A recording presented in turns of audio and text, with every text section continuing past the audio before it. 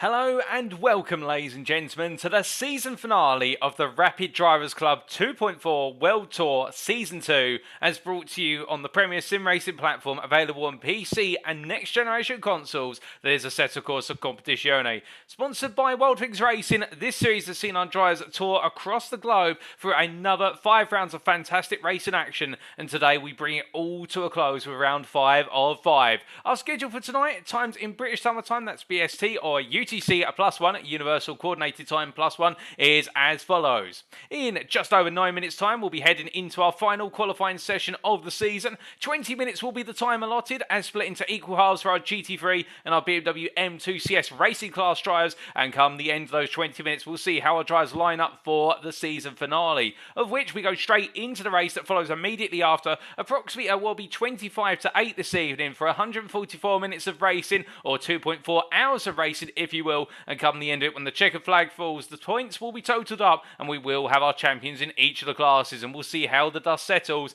And after that, of course, as per the tradition, we'll be conducting our post-race interviews with our class race winners and also our class champions. This broadcast is being brought to you live via 2 media platforms for your viewing pleasure.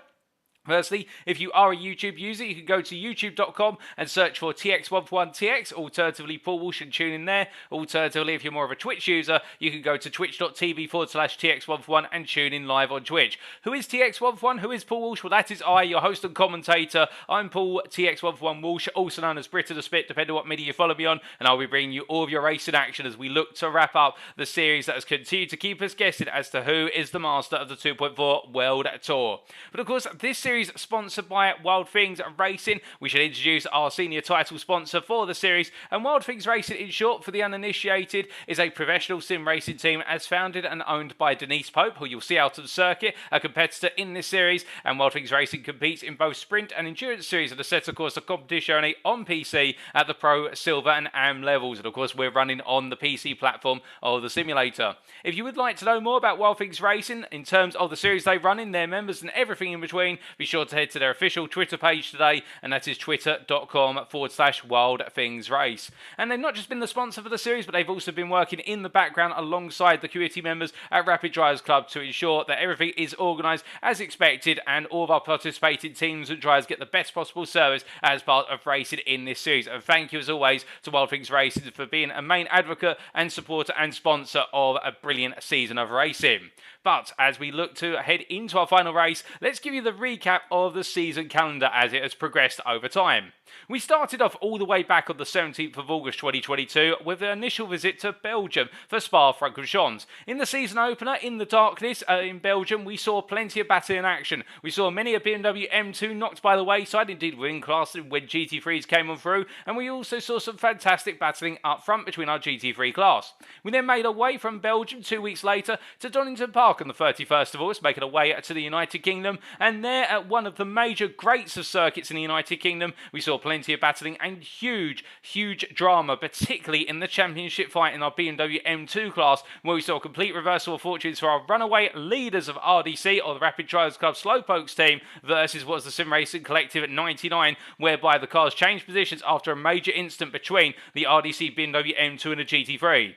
We then made our way over to the United States via the Atlantic Ocean for the Watkins Glen International Circuit. You'll recall back on the 14th of September 2022, and the Fast and Furious circuit, which is all about power on corner exit, we saw plenty of battling across the field, whether it was in the BMW, alternatively the GT3 class, and then when the dust settled, I think all of our drivers were very happy to be able to go onto a long-haul flight over to the state of Texas, making the way from the state of New York to Texas for round number 4, and that was on the 28th of September, last time out at the Circuit of the Americas, or known as COTA in short, where we had not as many drivers on the grid. We only had a grid of 13, but whilst we were lacking in numbers, there was no doubt the quality of the racing was absolutely superb. And in particular, what stands out most in my mind was the battle for P5 in the GT3 class between Mike Landriff, also what was Carl Van Horn, and also Denise Pope. And will we see the trio come back together tonight and battle it out for P5 once again, or could we see a completely different battle between multiple drivers take place, whether it's the GT3 or the BMW M2 class? We'd like to believe it's going to happen.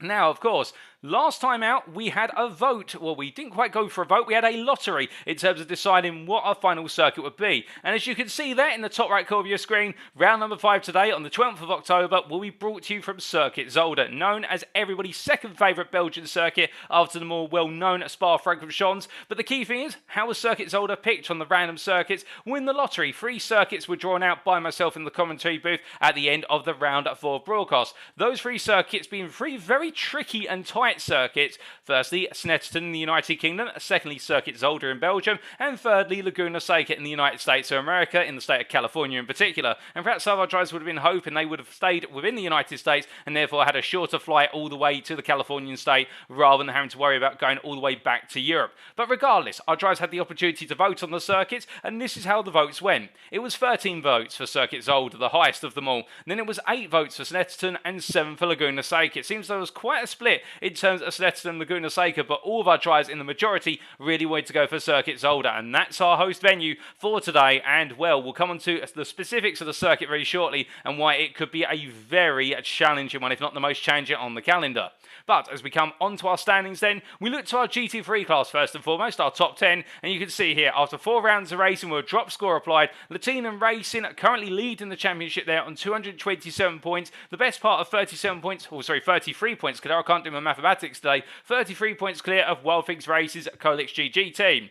The story between these two teams, we have seen them both battle it out, but Lehtinen Racing really have been at the forefront of the series, picking up 3 wins out of 4 so far, picking up a 4th place at Donington Park, and if they score another win today, they will definitely be certified champions with a perfect score of 4 wins out of 4 when you take that drop score into effect. Now, what this does mean is with such an advantage and 3 wins on the card already versus a single win for Colix GG from Watkins Racing and a 3rd place and 7th place, Lehtinen Racing arguably do already have one hand on the trophy, and it would require an absolutely exceptionally adverse run of form for Watkins Racing's Colix GG division to take the championship here in the season finale. But of course, anything can happen in motorsport. We saw that, of course, with the Suzuka Grand Prix this weekend just gone by. I won't reveal what exactly happened there, but let's just say we had everything pretty much happened at the Suzuka Grand Prix circuit with regards to conditions, championship permutations, etc. And it's something that you do want to check out, even if it's just the highlights. But the highlights here today will be, can Lehtinen Racing bring it on home comfortably, or will there be another spin in the tail?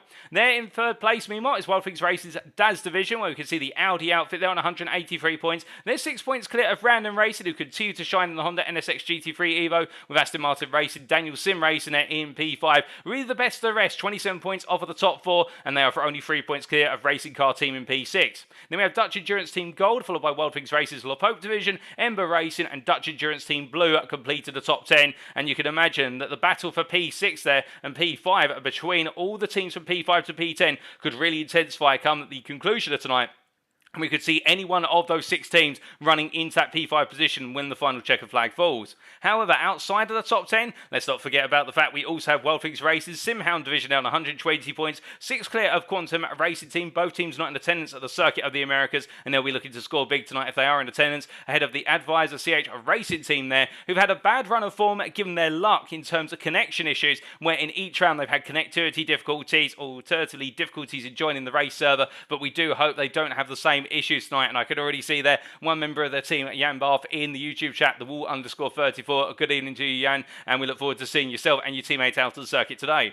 Off-pace motorsports in P14 are 100 points, 5 points clear of Blacksmith Racing, who continue to deliver and chase them down, with Astro Racing Team there in P16, picked up a good P7 at the last time out. Can they continue that today? With SS Racing Distinct GG, Team Shumi Skins, and Watkins Racing Soda Cat Driver Academy division completing the standings inside the top 20. Outside of the top 20 in the GT3 class, we have Dirty Pedals there in P21, and then we have the teams who have retired from this series over time, including JH Racing, Watkins Racing's Hacks Division, Not Safe for Wings, GP2 Engine Car, Amino Assetto Motor Stella, and we've also got their Sogetti Course, Dutch Endurance Team Red, Hard Attack, and PJ Team completing the top 30, and then outside the top 30, but not to be forgotten, Vispa, Option 13, Quantum Racing Team 7, Slow Mo Racing, and Climax Racing. But that's the GT3 class. What about the Bmw M2s CS racing class, I hear you ask? Well, here it's a bit different. As you can see at the top of the standings there, both on 223 points are the Sim Racing Collective 99 and Rapid Drivers Club Slowpoke. So that's right, they both have 2 wins apiece. The only thing that separates them and means that the Sim Racing Collective 99 are ahead in the standings is based on result countback. They have 2 first places and 2 second places, whereas RDC Slowpokes have 2 first places, a second and a third. That is how close it is between the two, and that means with both teams in attendance tonight, it all comes down to who picks up the win here. We anticipate, given the pace that both teams have shown, that one of them is going to win the race here at Circuit Zolder, but which one will it be and who takes home the big prize? Half practice hero, meanwhile, in P3, best the rest on 197 points. Don't count them out, they've shown great pace over the course of the season, and can the Viratage outfit be able to perhaps upset one of our leading 2 teams here at Circuit Zolder? And then we have Wild Things Races HFG division there on 120 points in P4, ahead of Fresh Sim Racing completing the top 5, and it's Podium Sim Racing, Blacksmith Racing, the Sim Racing Collective 199,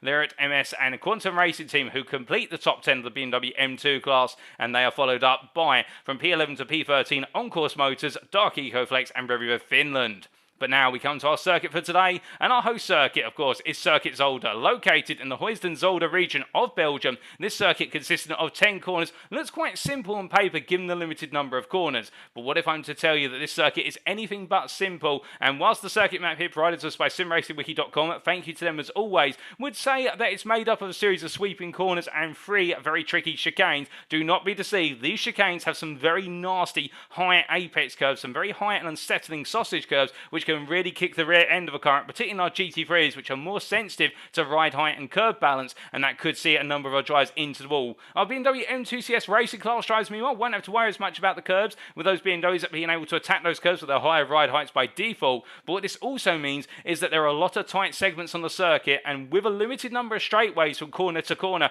most of them being very short and snappy, it will make class interchanges very difficult. You can imagine that our Bmw M2 class machines will definitely become speed bumps in the road for our GT3 class machinery, but everyone has a place on circuit, and that will add to the intricacies of the battling. But this is a circuit, when hooked up, is very fast and flying, is much enjoyed by drivers, and that's why it's considered to be everybody's second favourite Belgian circuit after Spa-Francorchamps. But as we look to the rules, let's give you a quick reminder of the rules. Firstly, the balance of performance used for all cars featured in this series shall be the base 2021 variant, available on a set of course of Competizione. Teams entering this series may consist of 1 or more drivers, and teams who want more than 1 driver may switch drivers between rounds, and that's why you've seen some different individuals in the cars between rounds, and teams may register up to 2 drivers for a given round, and that's important as we'll come to later on.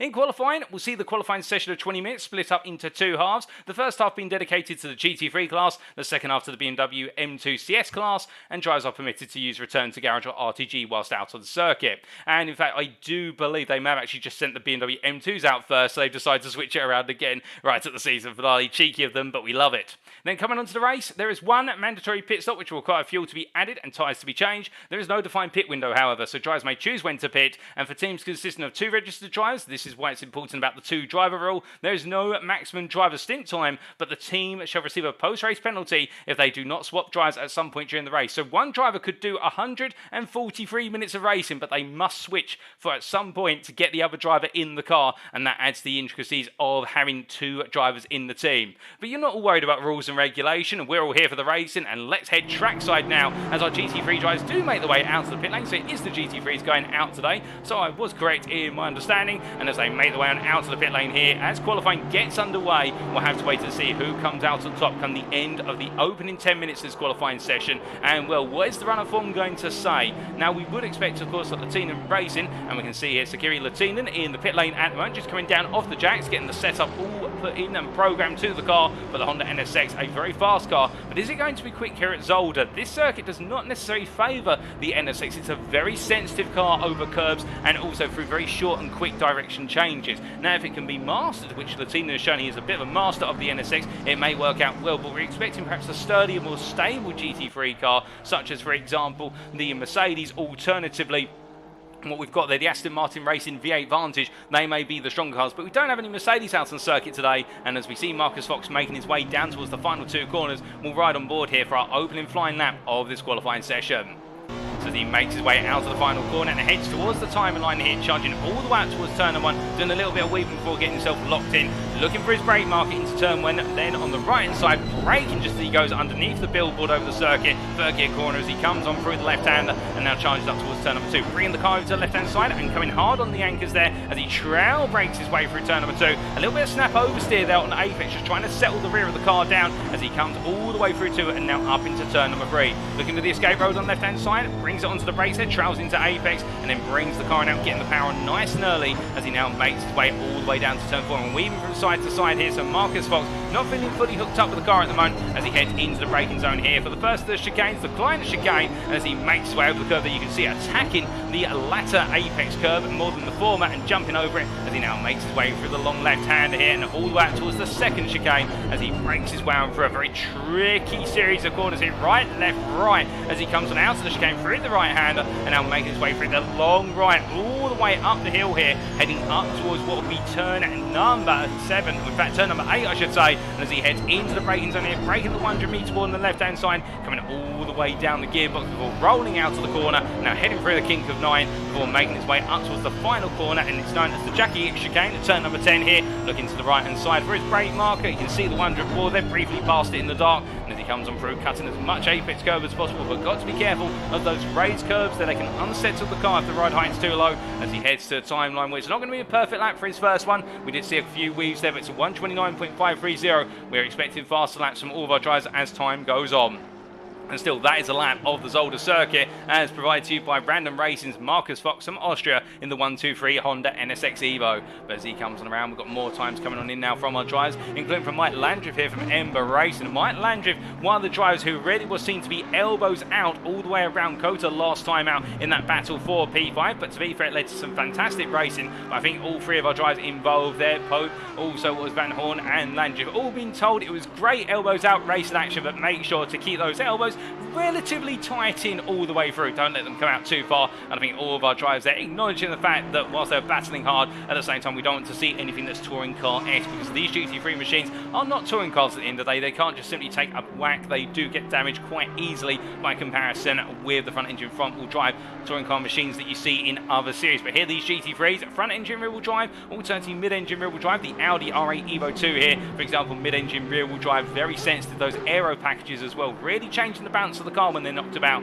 And as we see Landriff coming on out there of the chicane and now heading up the hill, heading in towards the long left before the second chicane as he comes on down here. And the number 19 driver looking nice and composed, he heads on through the slice lap set by GT3 so far in this session. But to be fair, we've still got some drivers who've yet to set times, and we'll wait to see how those come through as we say hello to Little Matt in the YouTube channel there. And just to let you all know, if you are tuning in on YouTube or Twitch, it doesn't matter what media platform you're tuning in on. If you do want to say hi in the chat or just let us know how you're doing, who you're cheering on, alternatively who you think is going to come out on top today, do feel free to pop something in the chat, because we can see both the YouTube and the Twitch chat, and therefore we can interact with you guys and girls as best as possible. Though I can make no promises when the racing gets underway that our attention is not going to be drawn more towards our cameras rather than the chat. But as we do see here, Mike Landriff coming on out of the final chicane, heading towards the timeline here. It's looking a better lap, 1.4 seconds up on his previous best so far, and he crosses the line then jumps up to P4, now 1.2 seconds off of Daryl Young's provisional pole lap. And will Daryl Young in the Audi here, taking no prisoners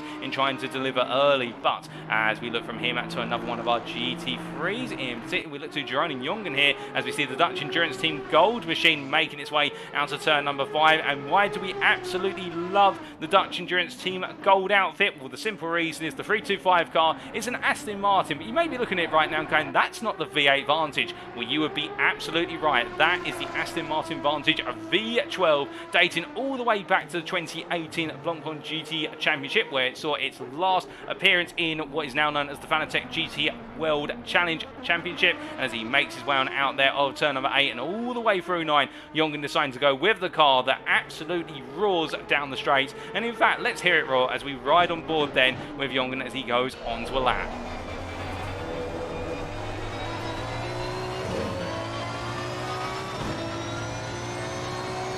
And listening to the sound of that 6-litre V12 as he comes across the line, looking to go into turn number 1 here, down the gearbox to second gear, a long set of gear ratios here, so we might see him in a bit of a lower gear compared to other cars. bringing it over to turn number 2, onto the brakes once again, back down to second gear, trying to get that nose to biting in, and then powering through as he comes through the right-hander and turn at number 3 as well. And as he heads up towards turn at number 4, onto the brakes in, nice and early, trailing in third gear, powering out to the corner. Let's listen in.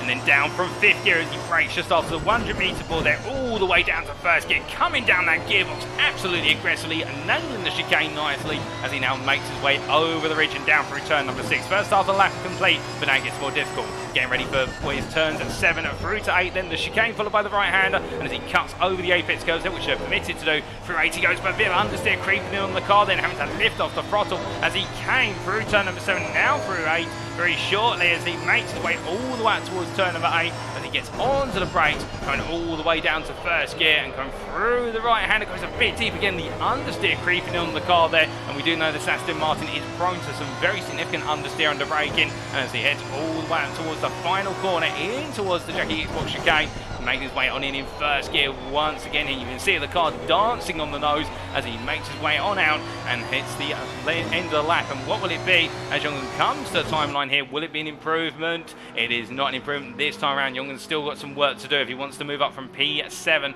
on the GT3 grid and overall. But meanwhile, we can see there, we didn't really talk about him earlier after Daryl Young setting a provisional pole lap, but now Sakiri Lehtinen from Team Honda Racing in collaboration with Lehtinen Racing, the Flying Finn as we like to refer to him, absolutely on a charge right now, 1:27.460, 1.1 seconds faster than anybody else so far. And can anybody get close? Can anybody get within a second? That's the challenge.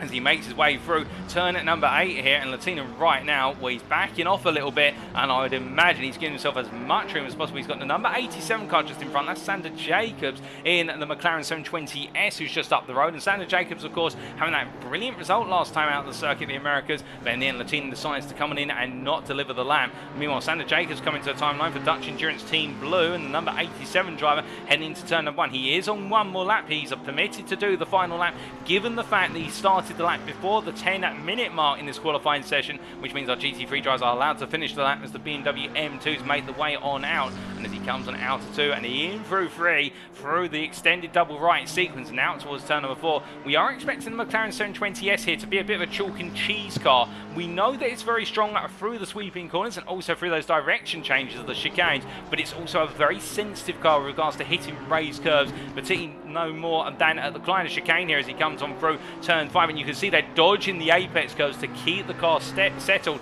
rather than trying to jump over them. That's going to cost him a lot of time.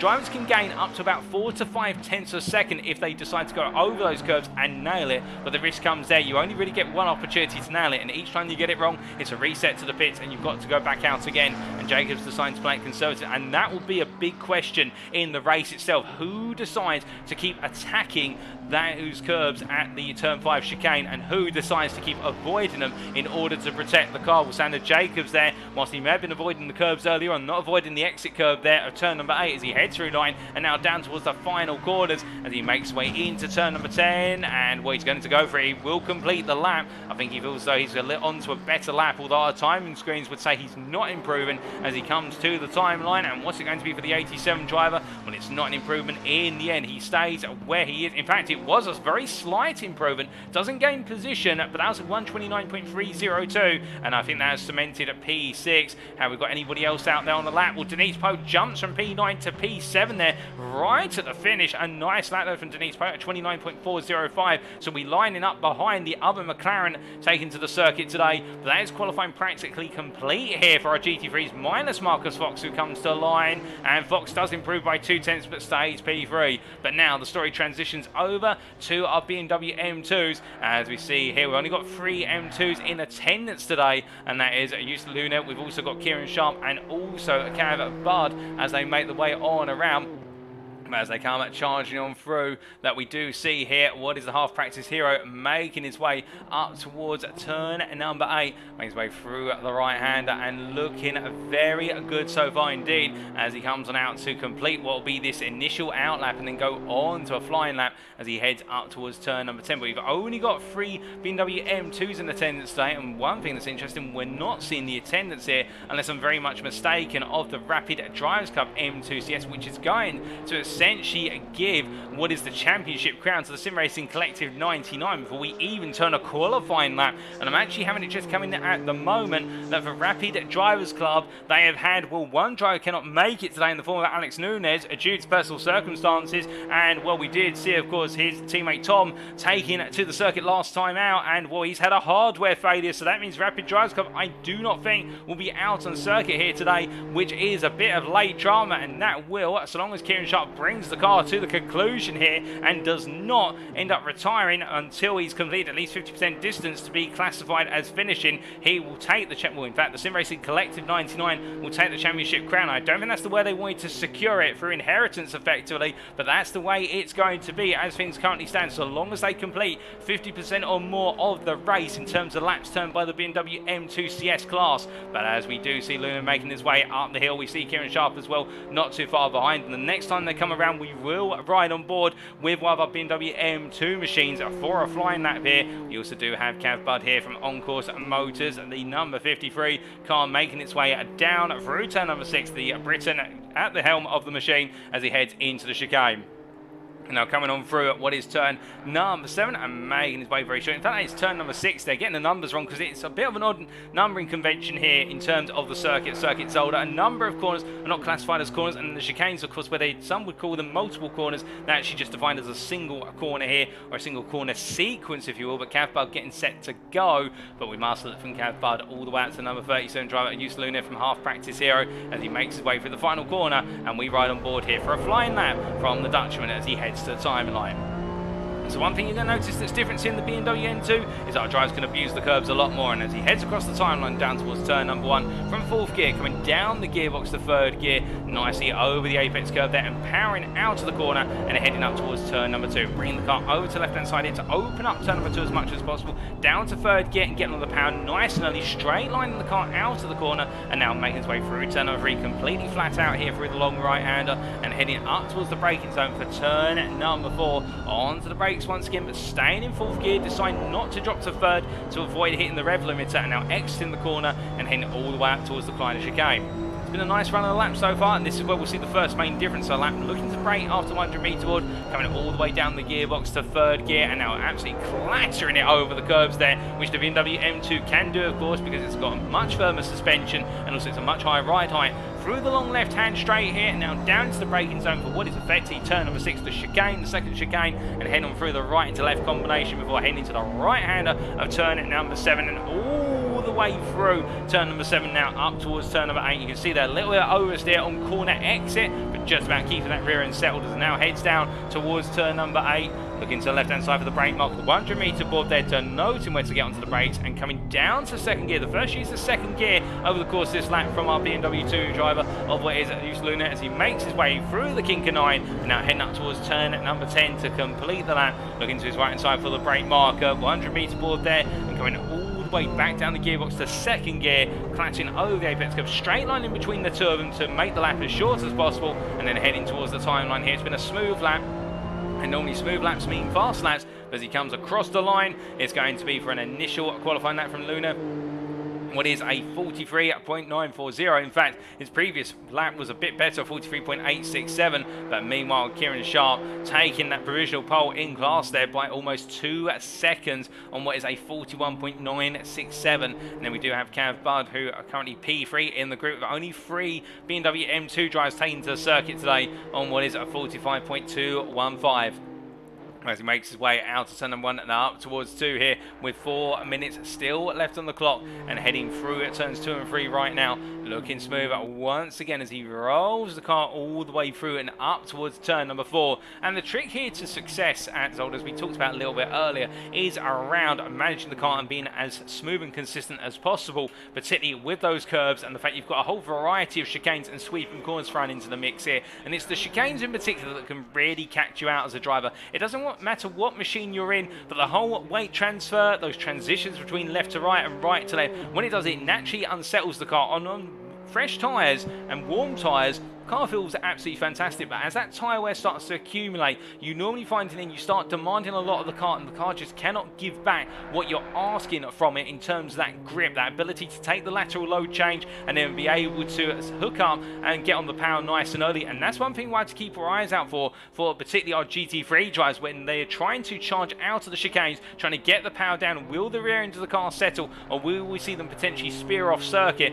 where that rear end has just not calmed down, and therefore in fact what they need to do is be a bit more sensitive on that throttle pedal, or just lift off initially and then start to get back onto the throttle a bit later on. And that'll be the big challenge here, because well, so far in the GT3 class we've seen a runaway pole sitter by 1.1 seconds, and I think we may see a similar story here with regards to a pole sitter in the Bmw M2 CS class in the form of the Sim Racing Collective 99, currently 1.3 seconds faster, almost 1.4 seconds faster. As we see there, speaking of going faster, Cav Bud from On-Course Motors, they're going a little bit faster, improving to a 44.580, but still the best part of what is 1.5 seconds of a use Luna's P2 lap in the class, as they now make their way onto their penultimate flying laps. But speaking of on a flyer right now, we can see Kieran Sharp here, where he's not currently improving as he makes his way up towards turn number 5 this time. He is a 10th off his previous best, but still looking to take some of the fuel out of the car, and started with a higher fuel tank load. And as they go through this qualifying session, we do normally see our BMW M2 CS class drivers staying out there for the entirety of the qualifying session, not jumping to the pits and wearing the fuel tank down and looking to really have those tyres in the optimum zone. And the tyres do last quite a long time on the BMW M2s. In qualifying, 4 push laps is normally the threshold at which the tyres enter that ultimate state, where it's going to be right at the end of the 10 minutes where those tyres are right up to temperature, they're in their optimal grip zone, and the fuel's minimal in the car. Meanwhile, on our GT3s, sometimes you can absolutely tear the tyres to shreds after just 2 or 3 flying laps if you really push it hard, and that is the differential between our BMWs and our what is our GT3s. But as we see Sharp heading into the pit lane here, well, that is going to be the Sim Racing Collective 99 teams qualifying session all done and dusted. Will we see Luna coming through? We do indeed. We don't see him peeling off to the pits. So half practice here are going to give it one more go in terms of trying to get a bit closer to Sharp's pole time.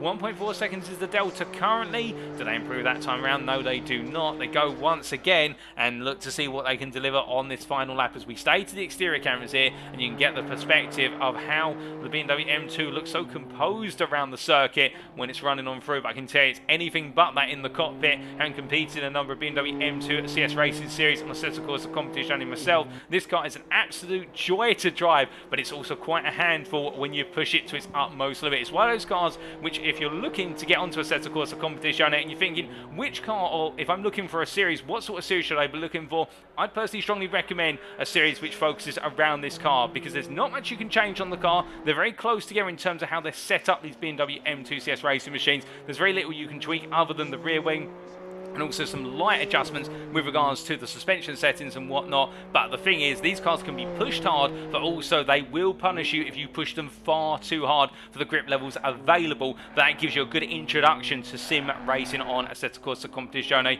and that's why it's an ever popular class when our drivers make their way out onto circuit in it. Albeit perhaps not as popular in terms of quantity of M2 CS racing drivers here today, but still at the same time we have 3 in attendance and they're looking to do their utmost. But Luna right now not improving compared to his previous best, 6 tenths down. Meanwhile, we do look to Cav Bud here making his way out of what is their turn number 7 and heading down towards 8, and the On-Course Motors driver currently 3 tenths up on his previous best. Now, is this going to be enough to jump him up close to use Luna or get ahead? No, it will not, but I think it will take a little bit of inspiration that lap time is continuing to come as time ticks on, and as he makes his way down the final stretch here, heading up towards turn number 10. You never know what could happen, of course. We could see Luna or Sharp get it wrong early on, and we could see Cav Bud potentially pick up the pieces, but as he comes out of the final corner there, 3 tenths up as he comes to the timeline. What's it going to be all said and done? The last lap was a 44.580, and now it's a 44.287. A nice letter from Cav Bud.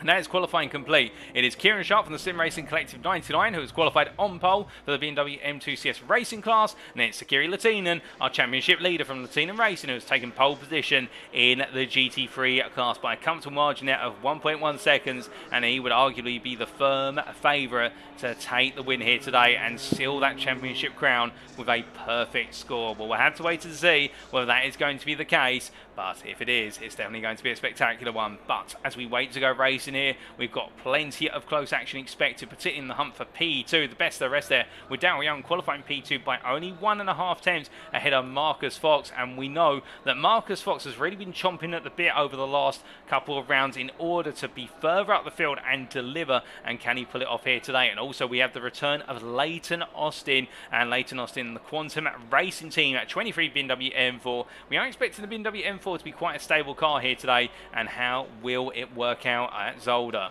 Well, without further ado, let's take you through the grid and tell you how they all line up for the season finale. So, as we look to the grid then, it is on pole, overall and in the GT3 class, Kieran Lehtinen from Lehtinen Racing in collaboration with Team Honda Racing, taking the final pole of the season, the Flying Finn, in the number 30 machine. Joining the Honda NSX Evo driver on the front row is Daryl Young from Watkins Racing there. We can see the number 9 driver line up alongside from the United Kingdom, and he's got all the pressure on him to put the pressure on Lehtinen and keep his foes at bay. Those foes including, starting off our second row, Marcus Fox from Austria, the random racing driver in the 1-2-3 machine, and also joining him on that second row, Leighton Austin from Quantum Racing Team, the Briton there in the BMW M4, line up alongside the Honda NSX Evo driver in the 23 machine from the United Kingdom. We then have Richard Pixley, who starts off our third row from Wild Things Racing there in the number 7 machine, the Briton in the Porsche 991 Mark II. We're looking to get a good start, and we do know the Porsche can be quite fast here, but it's also very sensitive to those curves. And then we have Sandra Jacobs from Dutch Endurance Team Blue, the McLaren 720S driver from the Netherlands, starting the 87 car in P6. Behind him, the sister McLaren of what is Wild Things Racing's Denise Pope there for the Le Pope outfit in the number 79 car. And keep your eyes on Denise Pope. She'll be looking to take the fight early on versus Sandra Jacobs. And the Briton there is joined on row number 4 by Jeroni Jongen there, the Dutch Endurance Team Gold outfit in the Aston Martin Racing V12 Vantage. It's out from the museum once again, and the 325 car will be roaring on through to the finish. There's no doubt about that. On row number 5, we have Mike Landriff from Ember Racing for the Audi Evo 2 machine in the number 19 car. The Briton will be starting P9, joined on the 5th row by Simon Still in the SS Racing, or the Simon Still Racing 83 Honda NSX Evo. And then on row number 6, we have Carl Van Horn from Astro Racing Team Carl, and they're in a new livery today, an absolutely spectacular livery, really searching and shooting for the stars of the car. And can the Aston Martin Racing V8 Vantage driver from the Netherlands score up big here today and become the superstar of the night? And then completing at row at number 6 in P12, we have Fabian Carner, I believe. Well, no, not Fabian Carner, my apologies, I'm reading the wrong note there. We have Chris Black from Blacksmith Racing on a return today in the number 917 machine from the United Kingdom, starting there on our 6th row. And behind there, our final GT3, starting by its lonesome on row number 7, is Fabian Carner in the Advisor Charity Racing Team 934 Porsche 991 Mark II. And the Austrian there will be starting in the car with Jan Buff expected to take over the car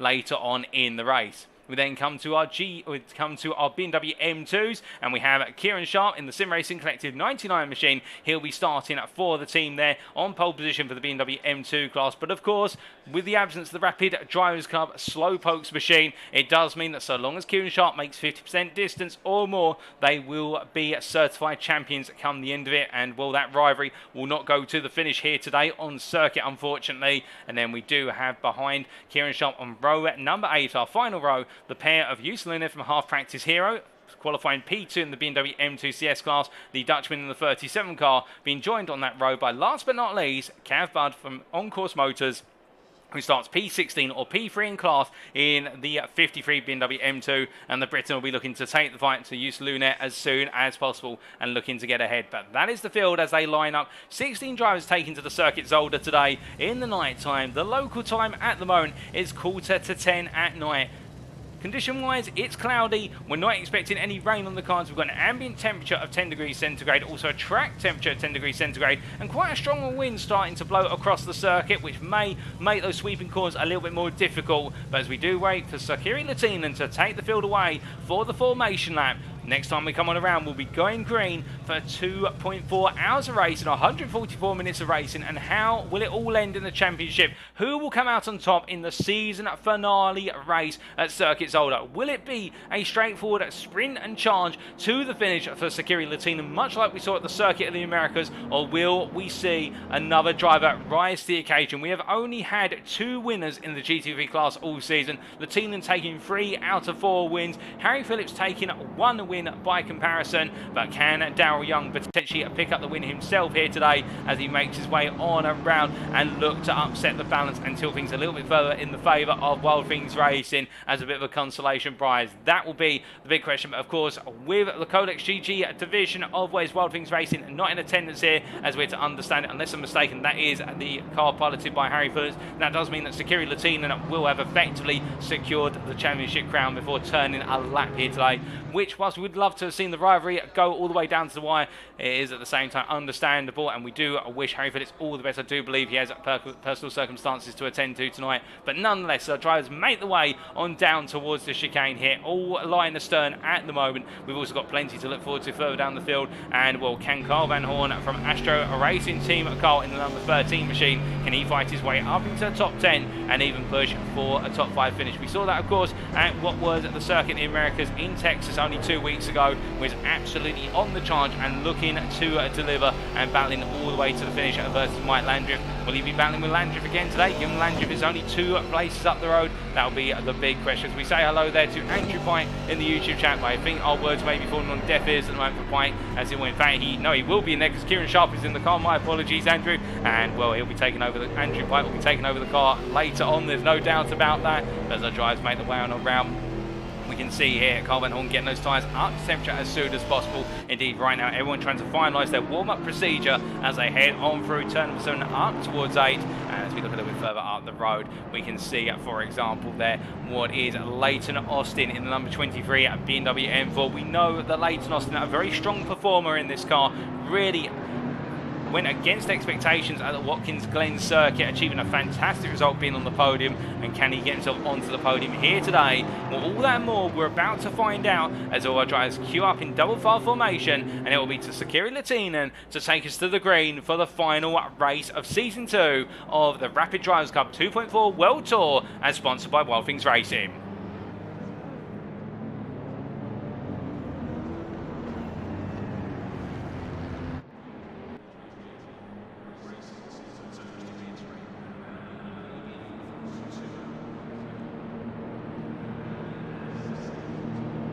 And it's lights out and away we go for the season finale here as everybody looks to get a good start, but Daryl Young immediately on the offensive around the outside here at Lehtinen, and Daryl Young not giving way as they come through. But meanwhile, we've already got a driver off. We've got carnage further down the order. We've got at least 3 if not 4 drivers turn. I believe that's Richard Pixley, Mike Landriff, and also Simon Still and Sandra Jacobs. 4 drivers all coming together at turn number 1, and that is some very early drama, and that will really shake up the GT3 field as they all get back up to speed. But I believe Simon Still's emerged the least damaged by all of that battling as they came through the opening corner. But let's take a quick look back exactly what happened. As they came into the corner, there was already the contact further, and still they're going right into the back of what was Richard Pixley. Well, it did look as though I think Pixley, Landriff and Sandra Jacobs all coming together. I think it was Landriff and Jacobs in particular who made the contact with one another, but that is really the story there in terms of all of our drivers making that contact, and Landriff and Jacobs really heavily affected. Sandra Jacobs the worst off from it all, but a dramatic start to the race here at Circuit Zolder in the GT3 class. But as we now return to those live pictures, we do look a little bit further up the field, particularly in P3 here with Marcus Fox having a good start, holding on to his starting position as they make the way through at turn number 8 and 9, and now down towards 10. But as they charge on down at this point, you can see going into the braking zone here for turn number 10, and Marcus Fox under some early pressure from Jeroen Jongen as they make the way through the chicane and to the end of the opening lap. So after one lap, it's Kieran Sharp P1, followed by Daryl Young P2, Marcus Fox P3, Jeroen Jongen P4 as they head down towards turn number 1, followed by Denise Pope in P5. Here is Pope making the way on down, gaining places since the start. Chris Black in P6, being chased by Carl Van Horn P7, and then we have Leighton Austin in P8, followed by Fabian Carner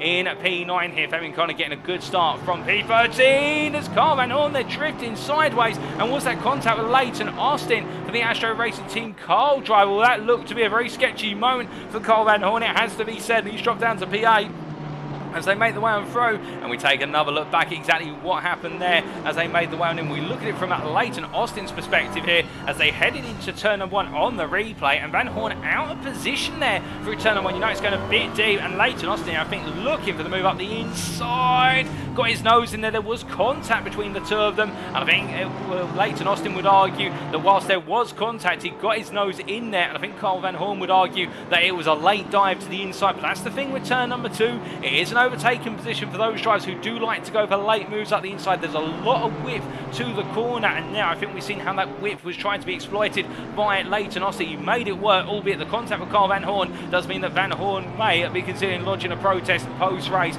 with regards to that contact, or looking to get his elbows out himself when he catches up with Lehtinen Austin, if he does. We'll never say never as they make the way all the way out towards turn number 10. In fact, I think Carl Van Horn has already been given the place back by Lehtinen Austin. Lehtinen Austin has lifted off, as I hear in my ear, and has given the P7 back, which is very sportsman-like of him as they make the way out of turn number 10 to complete another lap. Behind him in P9 we have Fabian Carner, and then Simon still in P10 completing the top 10. Mike Landreth in P11 after that difficulty at the start, and then we have Sandra Jacobs in P12 a bit further back. As you can see, Sandra Jacobs there just gradually appearing into prominence as they make the way across the timeline, and Richard Pixley in our GT3s is down in P16 with that damage picked up early, having made one pit stop already to repair the car.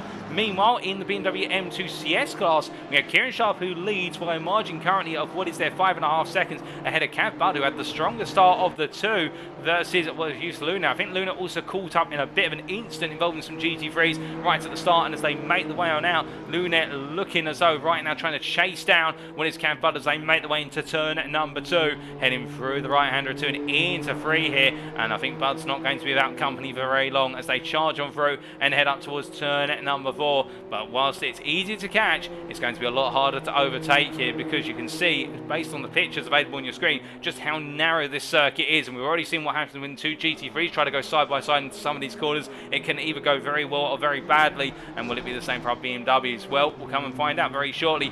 Meanwhile, Lehtinen Austin is still trying to make ground versus what is Carl Van Horn as they come through turn number 8. You can see Van Horn ahead of Lehtinen Austin, who looks up the inside here into turn number 10, but has to back out in the end once again, just not close enough to potentially force the issue. And as they make the way out of chicane and head to the end of the lap, it does look as though Lehtinen Austin really trying to size up a move at the moment, but in return patience will be rewarded. He's just got to wait for the right time to attack him. Didn't work into turn 2 the last time out, so he's got to try and do it again at a different place. We'll certainly get a bit close out of 1 to make the attack into turn number 2 as they roll the way through the aforementioned corner and head up towards turn number 4. As they come through, we look back to the battle for P2 in what is the Bmw M2 class. We ride on board here with P3 driving class, P15 overall of Luna from Half Practice Hero as he looks to go around the outside of Cav Budd into the chicane. Well, it's going to be elbows out here, and Cav Budd gets his elbows out and holds Luna at bay. That's very bold there for Luna to try and go around the outside. I think he was anticipating that it would catch Budd by surprise and get Budd to bog down, but instead, if anything, Budd used that as an impetus to really push on, and Luna's now got to find another way on around. As you can see, they're fighting with the front end of the car, and we're not too happy with the car. I think there might be some damage on the machinery, to be fair, given the early opening lap incidents that we've seen. But as the number 37 driver here goes in hot pursuit, Cav Budd may not have had the qualifying session he wanted, but he's definitely right now having the race he desired at the start, gaining a place, and then looking to try and hold off a driver who arguably on paper is faster in terms of 1 lap pace. But as they head the way on around, we look from them to a bit further up the road, in particular the P10 driver Simon Still, as they head on down towards what is turn number 10, or in fact I do believe that it's turn number 10, yes it is. And as they head into the braking zone, we can see, well, going a little bit deeper, Fabian Carner taking to the grass in the end. Fabian Carner almost losing the rear end of the car, but definitely losing a place, dropping down to P10 versus Simon Still. A rare mistake, just a bit of a lock up into turn 10, and now the Austrian has got it all to do from the last place inside the top 10. The good news for him is Mike Landreth at the moment is 6.5 seconds behind, so there's not immediate pressure to now defend P10 as they head on through. but making his way through turn number 2 and up towards 3 here, chasing down Simon Still. And of course, we saw these two teams, potential rivals at the Circuit of the Americas, but in the end we were deprived of that battle with Fabian Connor having connectivity issues, and therefore them having to take the car back to the pits, falling a lap down by default, and ended up multiple laps down. We saw Jan Barth take over the car, but as Connor this time gives hot pursuit to the rear of Simon Still, can he find a way to get back past the Honda NS Extra? And these two very even on pace by comparison. Meanwhile, looking a bit further up the road, we can see Chris Black here in P6, the Blacksmith Racing driver, weaving on through the turn 6, turn 7 sequence, and heading all the way through the double right now and up towards turn 8, chasing after Denise Pope. And Pope under pressure as we ride on board and look back from the Wild Things Racing at La Pope McLaren. Coming through turn number 8, then we can see the build-up of this stockade, if you will, of all the cars coming together. Denise Pope right now causing a bit of a concertina effect under braking there, with Chris Black very close, then Lehtinen Austin, who has found his way past Carl Van Horn off camera, but as they all head onto the brakes for the final chicane. You can see how Pope is keeping it nice and smooth here, and really pushing the impetus or the initiative to the drivers behind to have to find a way on through, which of course is the nature of racing. But Denise Pope does not look phased at all by the presence of the drivers behind, instead just thinking about one thing, and that is keeping it on circuit and making sure to deliver the laps that she has set herself up to do time and time again. But you can see Black, they're taking a very aggressive line into turn number 2, and you can do so, you can really collapse the car over the apex, but you've got to be careful when you get on power and how that unsettles the car. You can see Black, they're really fighting the car to keep it going through turn number 3 as they head through 4 and now down in the run towards the turn 5 chicane. But as they head on down towards the braking zone for the Kleiner chicane, all on the charge here, and behind will Lehtinen Austin looking up the inside as they come on through, and Lehtinen Austin there gets the move done versus Chris Black for P6. A nice move up the inside there going into the Kleiner chicane, and the Bmw M2 driver definitely on a charge now to hunt down Denise Pope as they make the way on through the second chicane. Now the question is, has the BMW M4 got the legs versus the McLaren, like it seems to have had the legs to get on past the Porsche 991? Well, on paper, we do believe it will have the pace to be able to make the move, but it's easier saying it than making it happen. And as they come through turn number 8, we can see that Pope there again, just making sure to stick to a line, doesn't need to worry too much about defending at the moment. Turn number 8 is an overtaking opportunity, but the driver behind's got to be very close coming out to turn number 7 to have a potential move on the cards. And again, here heading into the final chicane, the final corner, no change at the moment, but Lehtinen Austin definitely bearing his fangs early on. We are hearing in the meantime that Luna has had an off track and dropped about 2 seconds behind Cav Bud, so we have had that change up in the field, as we're also hearing that Sandra Jacobs has just found their way on past Fabian Connor, who's had a bit of a slow run out of turn at number 8 and into the pits. There's damage to the Advisor Charity Racing Team machine. It has gone a bit wrong for them as they make the way into the pit lane here with a damaged car. Meanwhile, we looked away for a brief moment, and that's all it took for Lehtinen Austin to go on the offensive, gaining P5 off of Denise Pope, and Pope now under pressure versus Chris Black as they come out of turn number 4 and head on down towards 5, and Pope goes a little bit wide. There's got to be careful not to run too wide, as otherwise it could send the car around as they make the way all the way down towards the chicane. On the brakes they go, and Pope staying ahead at the moment. But as we ride on board here with Chris Black, you can see from the perspective of the Porsche driver staying very close and keeping well within attacking distance as they make the way in towards turn number 6.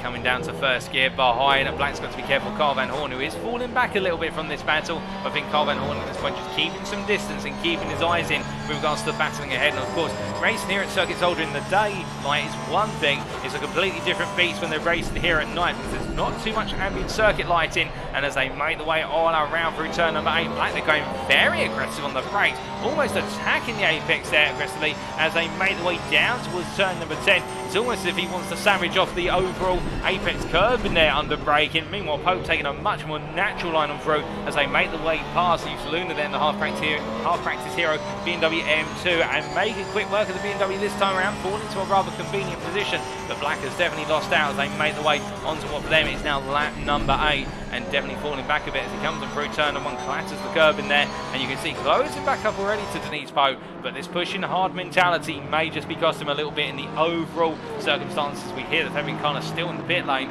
the Porsche driving the 934 car at the moment. They're still doing a lot of repair work to the car as they continue to see whether their fortunes will take an upturn later on in the proceedings.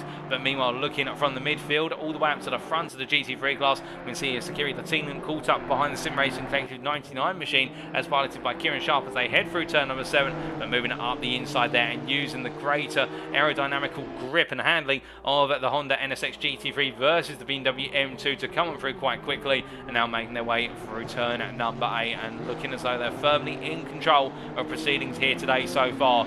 As they come on through turns 8 and 9 and down towards 10, we do look from then to Joran and Jongen, who by comparison in P4 here I think have to muscle the Aston Martin on through, as we do see it now making their way through turn number 9 and up towards 10, but at this time their lap pace very similar to that of P5 driver Lehtinen Austin. In fact, Lehtinen Austin that last lap taking 3 attempts out of Jongen. I wonder whether Lehtinen Austin is going to be close within about the next 8 to 10 laps and could be looking to make a move. Well, Jongen that time around, that was a 31.410 as he crosses the timeline. What about for Lehtinen Austin? A 30.1. Well, that is a whole 1.3 seconds lost, and now Lehtinen Austin will definitely be seeing that Aston Martin off into the distance and thinking he can make a move on it very soon as he comes on through turn number 2. And there you can see just how smoothly he's rolling on through, but Denise Pope not too far behind, only 2.3 seconds back. So Lehtinen Austin not exactly breaking away from Pope, who on that last lap, the last 7 attempts, but I think Pope as well just trying to find a bit more rhythm after shaking off Chris Black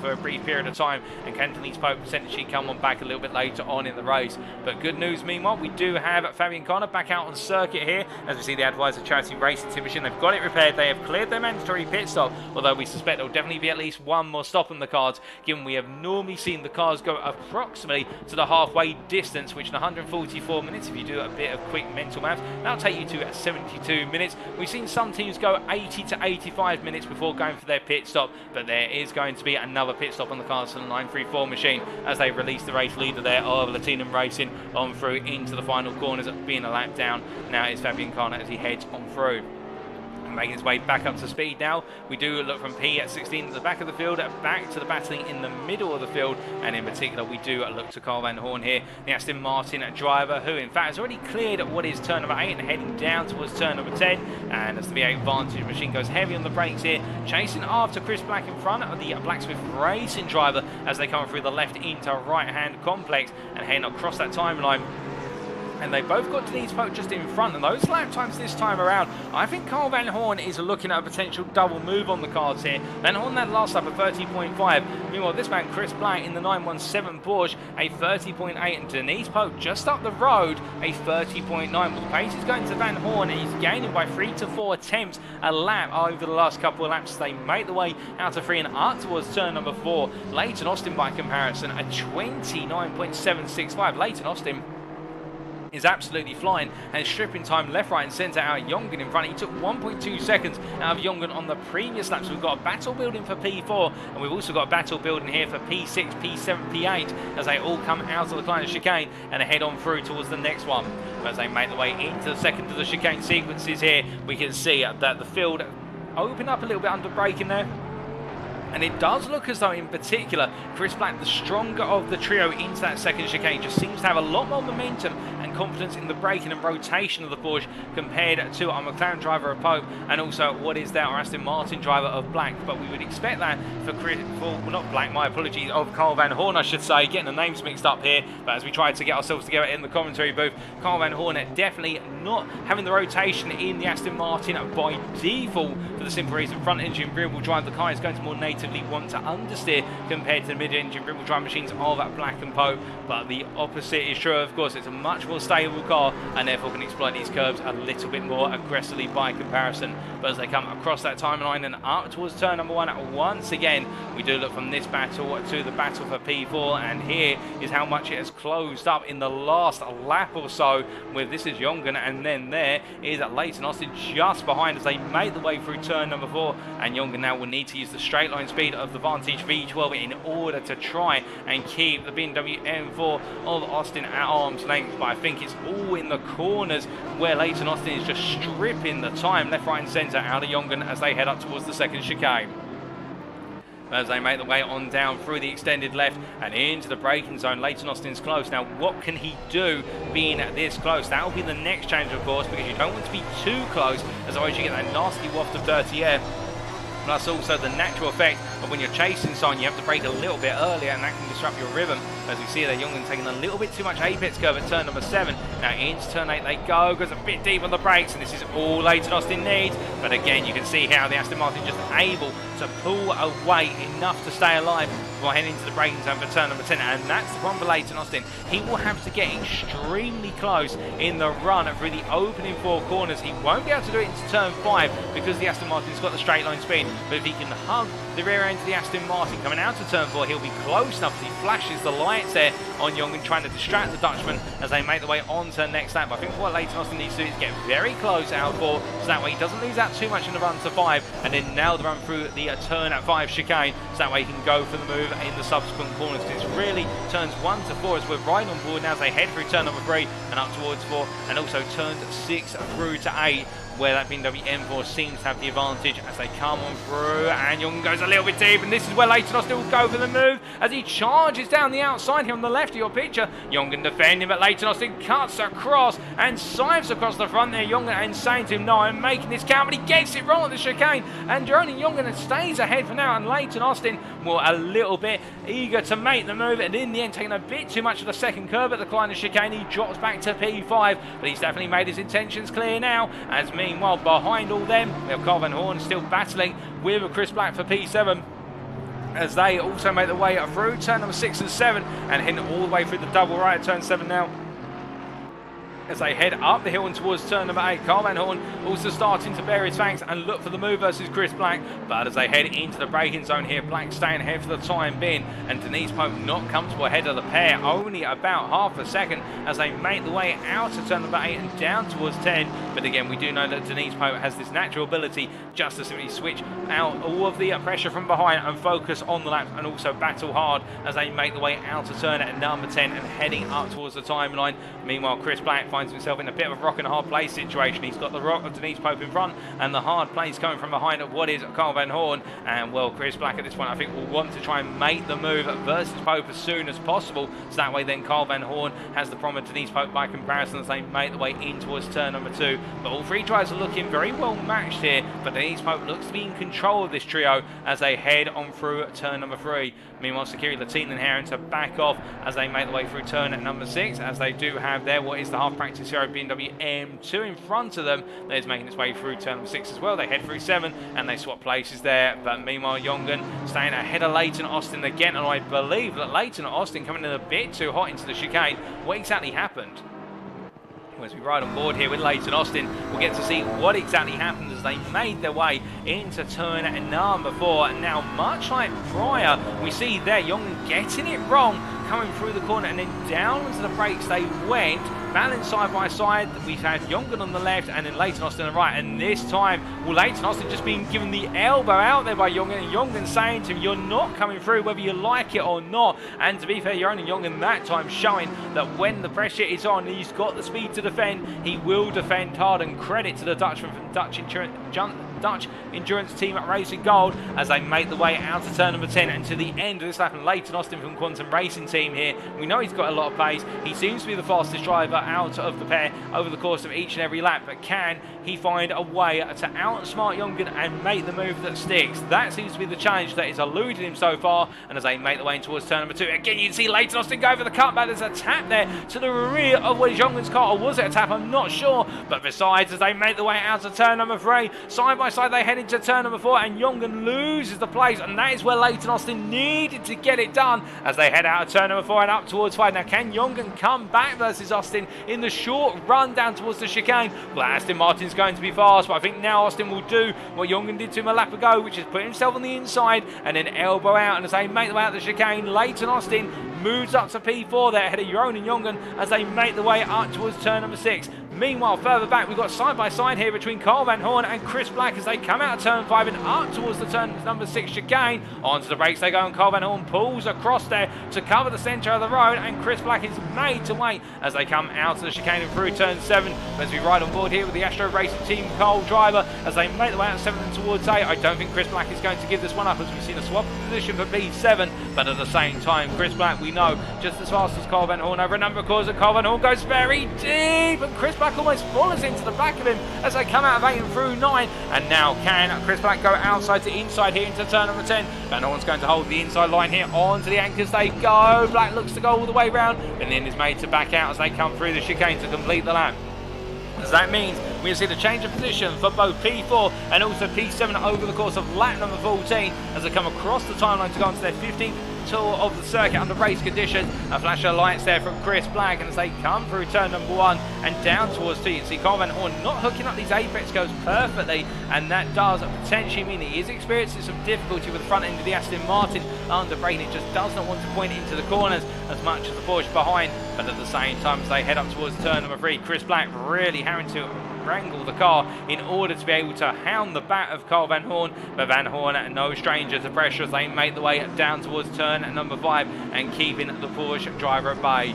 As they make the way onto the brakes, I think for now it will calm down for a brief moment, but the big question of course is now that Carl Van Horn has moved up to P7, can he hunt down Denise Pope in P6, who has really been the bane of both Chris Black and also Carl Van Horn's ability to make further progress, as Denise Pope just simply focusing on delivering her race pace and doing it very well as they come out of turn 7, having to make the way up past there. Use Luna in the Bmw M2 machine that's still running P3 in class and trying to chase down what is Cav Bud, and there is Cav Bud as we do cut across our Bmw M2 CS machines, and we see Cav Bud here in P2 in class, gradually being caught up to by Luna, sometimes by almost 3 seconds a lap, but just focused on keeping the car on circuit at the moment as they make the way into and through turn number 10.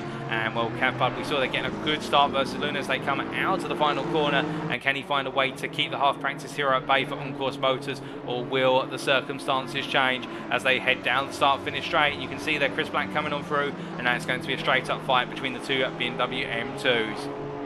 Making the way through turn at number 1. Luna getting closer and closer by every corner turned, but now as he starts to get close enough to fill the dirty air off of the back of the car in front, will this upset the front end balance of the car? We did see earlier on struggling a little bit with the front end of that Bmw M2, and of course these BMWs prone to understeer as they make their way into corners and coming on through the right hander at turn number 4. Luna not too far behind as he gets the better exit out of 4 by the looks of things, but Cav Bud no slouch on the power there as they head down towards 5.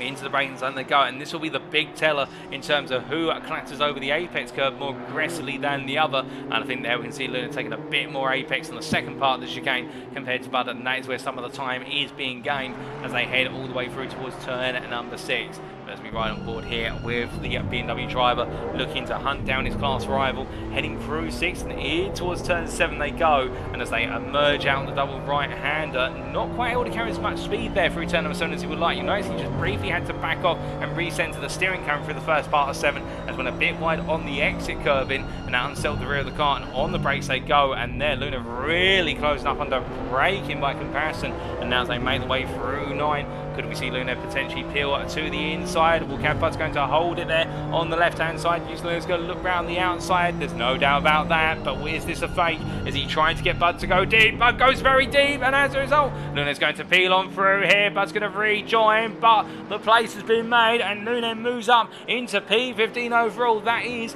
P2 in the BMW class, as Cav Bud there for On-Course Motors drops down to 16th place, 3rd place in the BMW M2 class as they make the way on to another lap. But Luna there just psychologically getting the one up on his rival and making the move count. But as we look from the back of the field to the front of the field, meanwhile Kieran Lehtinen, who right now not there on circuit at the moment, but instead making his way out of turn at number 9 and up towards turn 10, is your race leader by 13.2 seconds over Daryl Young. But hold up a second, we've got Denise Pope off into the gravel there at turn number 5 at the chicane. Has Pope hit the curbs too hard? Let's ride on board and find out as we look to the replay and ride on board the dashboard here on the McLaren 720S.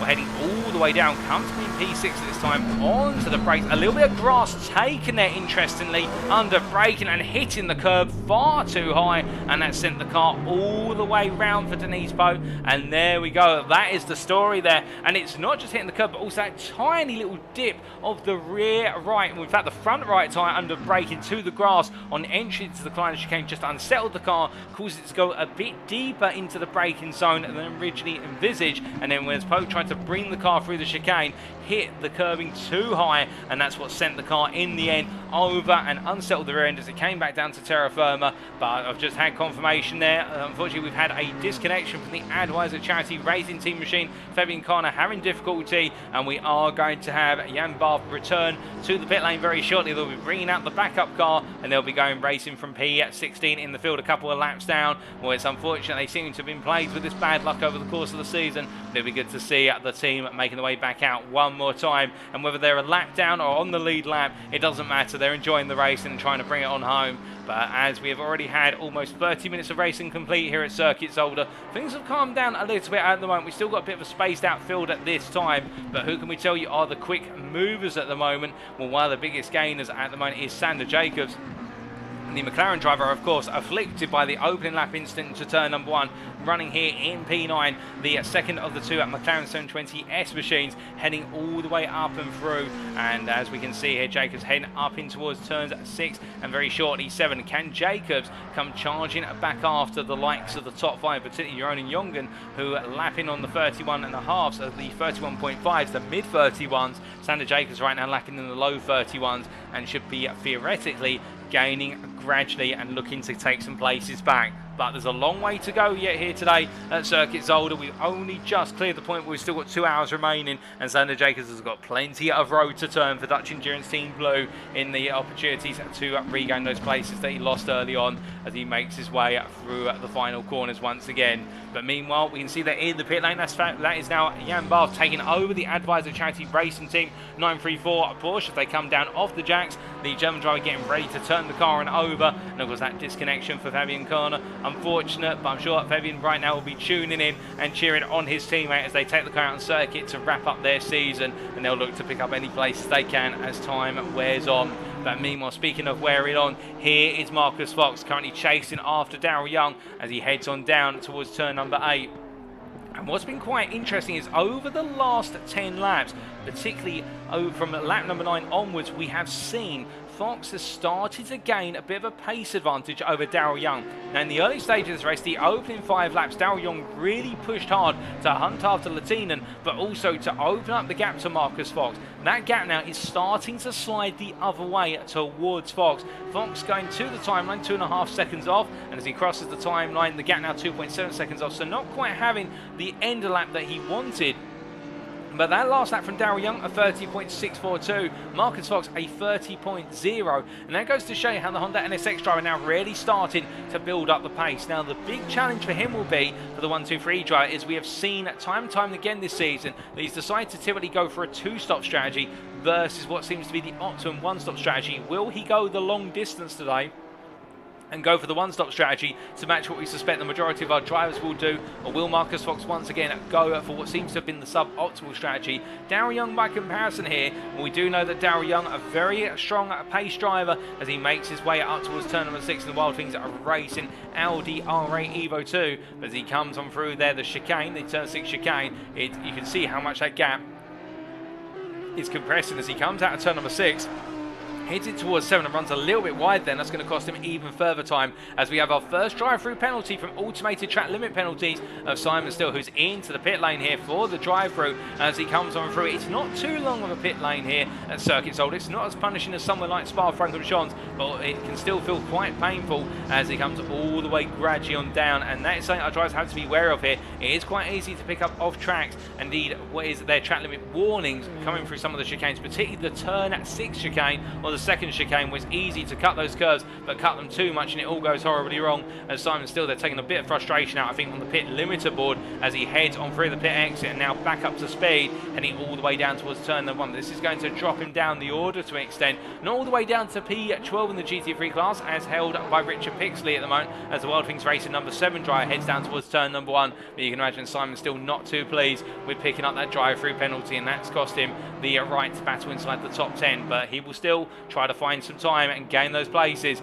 as time wears on. And you never know, a good number of drivers here today could potentially pick up drive-throughs. We may have some drivers already on multiple track limit warnings, and after your third one, your fourth one is the one that will see you pick up that drive-through penalty. You get 3 strikes, the fourth one, you're out into that pit lane. But meanwhile, speaking of strikes and looking to hold on out versus Marcus Fox, Daryl Young, right now I think it feels as though his pace is being eaten into, and you can see there this time around as they come through the chicane to turn number 6, Fox is gaining, and he's not gaining by small margins, he's gaining by entire half seconds a lap. That last lap, a 30.7 for Daryl Young, Marcus Fox a 30.1, but this is not going to be ideal for Marcus Fox, being caught up there behind what is a Sim Racing Collective 99 machine, the lead Bmw M2, as he makes his way up to speed now, having cleared the car. Well, in fact, that's not...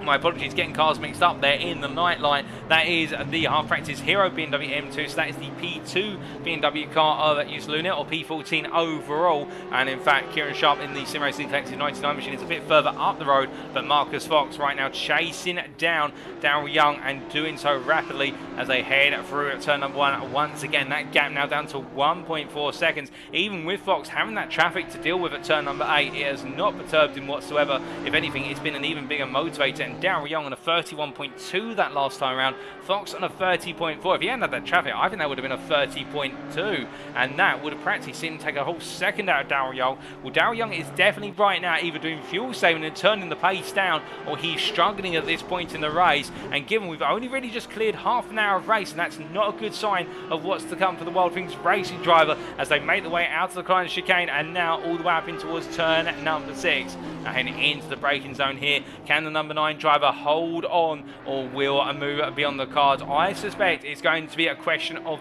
when, not if, a move is coming. But can Daryl Young get the elbows out and keep the fast charging Honda of Marcus Fox at bay? My gut instinct says he will be able to, but how much time will it cost them, and also how much will it push them towards Lehtinen Austin, who in P4 at the moment is lapping faster than the pair. That last lap from Lehtinen Austin to put you in the frame of picture. And in fact, here is Lehtinen Austin right now heading down towards turn number 8. He's 14.5 seconds off of Fox, but he's lapping half a second faster than Marcus Fox, as the last lap on average a 3/10 of a second faster. As meanwhile we look to Daryl Young here, making his way on out. Oh, gets to be Marcus Fox. I think he's had it go wrong at turn number 10. What exactly happened to Marcus Fox, I hear you ask? Well, here we go. We're about to find out, as he was chasing down the Audi in front. We're right on board the dashboard here, and coming absolutely roaring out of turn number 9 in the Honda with its turbo in full power, and heading down towards the braking zone for the corner, going onto the grass a little bit, and that just caused the car to slide on forward, but no major drama. And then coming over the curb there, the second part of turn number 10,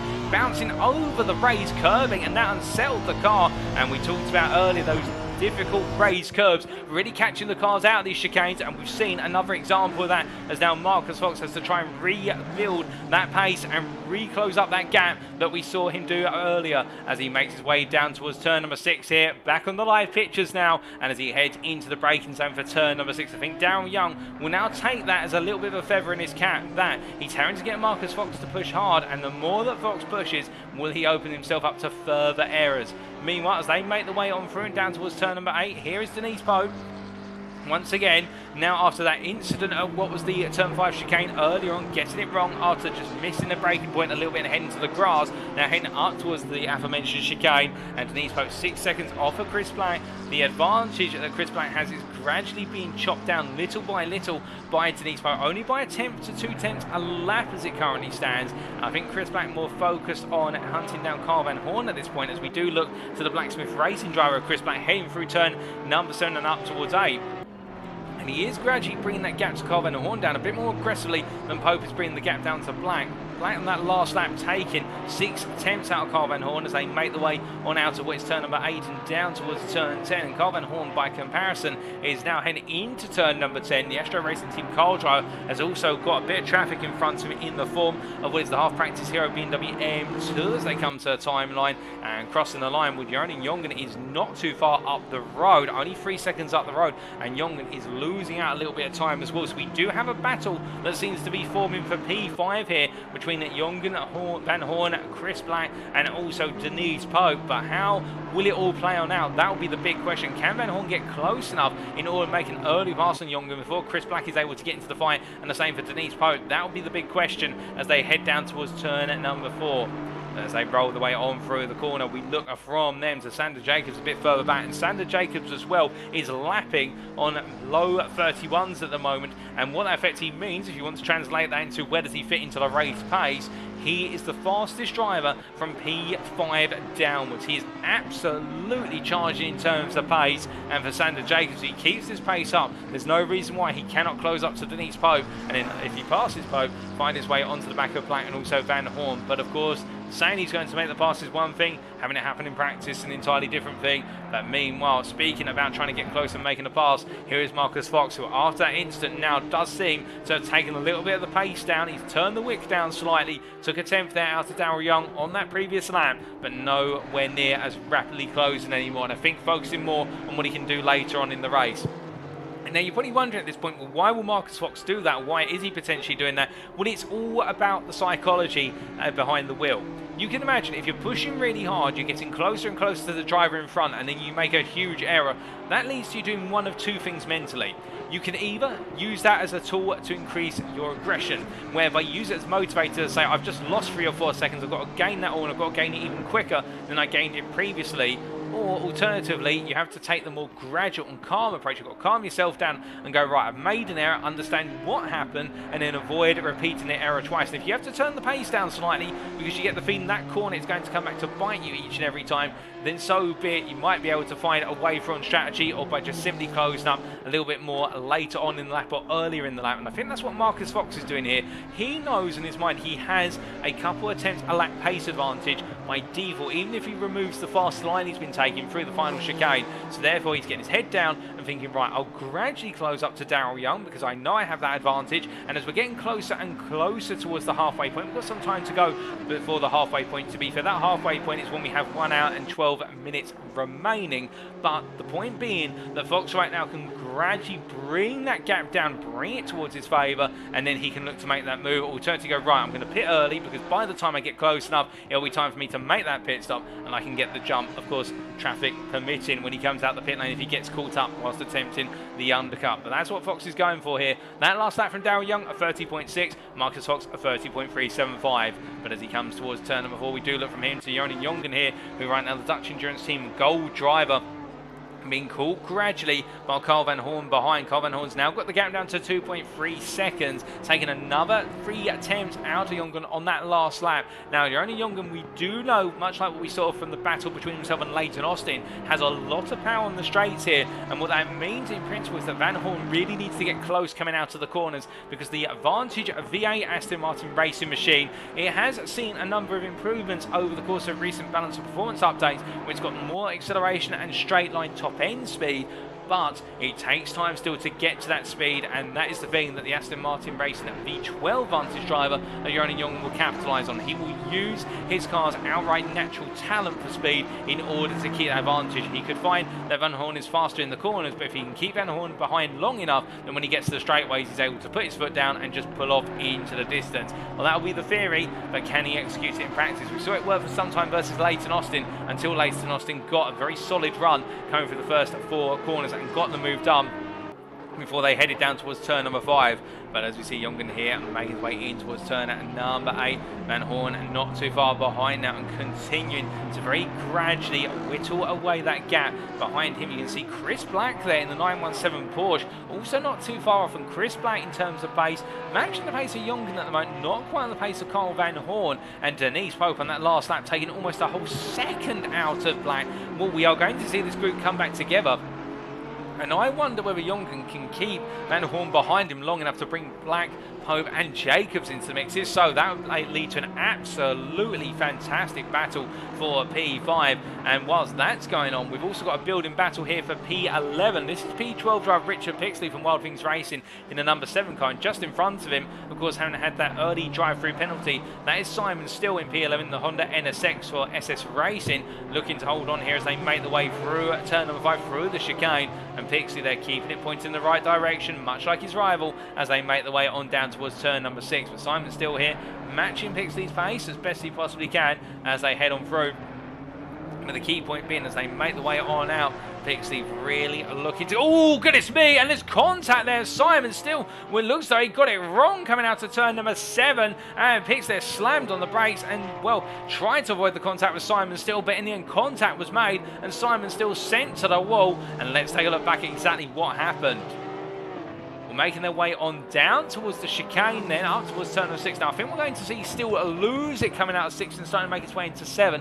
Car looks composed initially into turn 7. Goes. He takes a bit too much of the curbing there at turn number 7, and the rear of the car gets unsettled. He points in a straight line, but he points in a straight line on the racing line. And I think from Richard Pixley's perspective, he would argue there was nothing that he could do to get the car to stop more than he did. Simon Still, of course, may not see it that way. He may see as though that whilst Pixley did put the brakes on, he could have perhaps dived to the inside alternatively. That's a very difficult one there, but Simon Still drops to P12, damage to the car. Richard Pixley up to P11 after that contact, and Simon Still, I think with the damage picked up there, the car coming loose, and well, he's going to try and get it turned on around once the cars have cleared on through. We do still have Denise Pope coming on through here in P8, and well, we see Simon Still has moved out the way. They're off camera to what is the grass on the inside of the circuit, and also on the outside of the circuit, I should say, from our camera perspective. And now Denise Pope clearing that, but Simon Still not having a happy day at Circuit Zolder. Meanwhile, whilst all that's been going on, here is the battle for P5 between Carl Van Horn and Jeroen Jongen as they make their way out to the chicane, and we ride on board here with the Astro Racing Team Cole driver as he charges down towards turn number 6 in the pursuit of the older Aston Martin in front. As they come on throughout the second of the chicanes here and head through turn number 7, you see Carl Van Horn now unsettled and almost losing the car. Goodness me, what a catch! But Carl Van Horn, they're pushing hard, and that dirty air really upsetting the car as he came out of 6 and up into 7. Well, now we know that Jongen, if he can rely on one thing, it's that huge hole he's kicking in the air in front, or punching through the air in front. That is creating a nasty draft for the drivers behind him to contend with, and he can use that to his advantage. But Carl Van Horn, their credit to him, well, you can imagine that he might have been absolutely on the seat of his pants there with regards to trying to keep the car in a straight line, but a good catch from him. I think he might have just used one of his 9 lives up in the process as they make the way across the timeline and onto another lap as they charge on down towards turn number 1. Carl Van Horn now will need to get a little bit closer, but to be fair, he's still within a second as they come through turn number 1 and up towards turn number 2. Van Horn will recognise that coming through those chicanes, that dirty air off the back of the Vantage V12 is really going to unsettle the car. And you can see it again there. The car just understeering out to turn number 2 and through 3, and it's not a comfortable setup on the car right now. When it's in the air with another car, he drifts his way into turn 4, and it's almost as soon as he gets within about 0.6 of a second, that front end just goes on the car as we see that Simon Still is into the pit lane on our time town. I'm looking at my commentary box window, and I can tell you that Still is on in after that damage picked up from the contact with Richard Pixley only moments ago at turn number 7. But as we continue to ride on board here with the number 13 car, as Carl Van Horn chases down Jeroen Jongen. Again, he's getting close. He's got to try and deal with the challenge of that dirty of the car in front. I think now he might have dialed it in terms of having to lift off a little bit or turning earlier for the corners as they make the way all the way down towards turn number 8. But into the braking zone they go there, and a bit further back there is Chris Black starting to inch a little bit closer. Denise Pope as well, also close enough as the camera turns on around here, and they make their way down towards turn number 10. But with Van Horn only 6 tenths off of the back of Jongen, Chris Black a further 3.3 seconds back, and Denise Pope a further, what is 5.5 seconds off of the back of Black. One would imagine that it's all now starting to come together little by little for these drivers. They all push on as hard as possible, but the challenge is, whilst they're pushing hard, can they keep it on the circuit and deliver their objective, or will we see them potentially fall off circuit as we almost saw a moment ago for Carl Van Horn? Well, as we look here to the battle for P5, we ride on board and look backwards on the Dutch Endurance Team Gold Machine of Jongen as they make the way through turn number 3.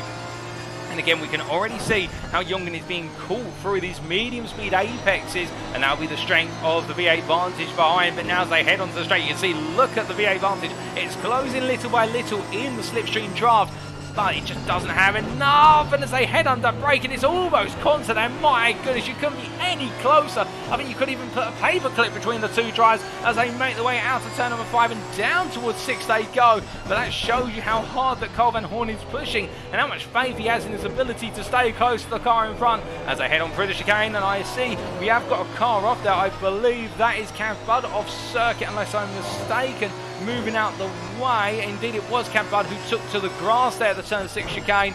But as they make their way down to the brakes here, the focus of our attention here, this battle for P5 in the GT3 class, and overall, Jongen holding on for now. But we can see the Van Horn getting closer and closer at every corner turn.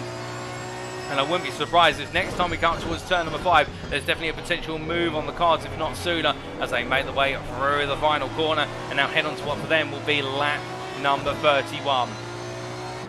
And coming charging across the timeline here and heading in towards the aforementioned braking zone. We can see in the YouTube chat there, Ricardo McKing saying the tyre pressures of the Vantage V12 have dropped massively, so slipping and sliding. Well, I'll tell you this, Ricardo, if your teammate Jongen there is slipping and sliding all over the place, he's not showing any signs of it right now. It looks a very composed Vantage V12 compared to the cars around it, so he's absolutely brilliant at deceiving us to make it look like it's a stable platform, and credit to him, and hope you're doing well as well, Mr. McKing, as they make their way out to turn 4 and down towards 5. And in the charge now, we can see this time Van Horn is not as close and he can't go for the move, but he'll be thinking about it and thinking what is the art of possible. And speaking of the art of possible, Jongen not getting a good run through the chicane. It's side by side coming through the long left curve, and as they make their way down towards the braking zone, Van Horn's not going to back out. It's going to be a battle on the brakes as they come through the turn 6 chicane. They go into it side by side, they go through it side by side, but in the end Jongen has to back out and Carl Van Horn comes on through to take P5. But it's not over yet as they make the way all the way out towards turn number 8.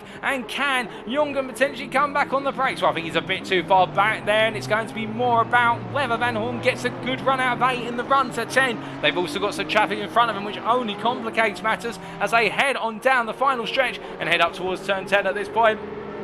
Coming down into the braking zone, you can see there the half practice hero machine staying wide, and now Jongen's going to try and find his way all the way around the outside, but Jongen being made to go all the way around the houses there, and for Jongen I think that is going to remove any opportunity of a counter attack as they make their way down towards turn number 1 once more. But Chris Black in all of this, he was at 3.3 seconds behind moments ago. He's now 1.8 seconds behind, and he will have the Aston Martin V12 Vantage next up on his hit list as they make their way through turn number 2.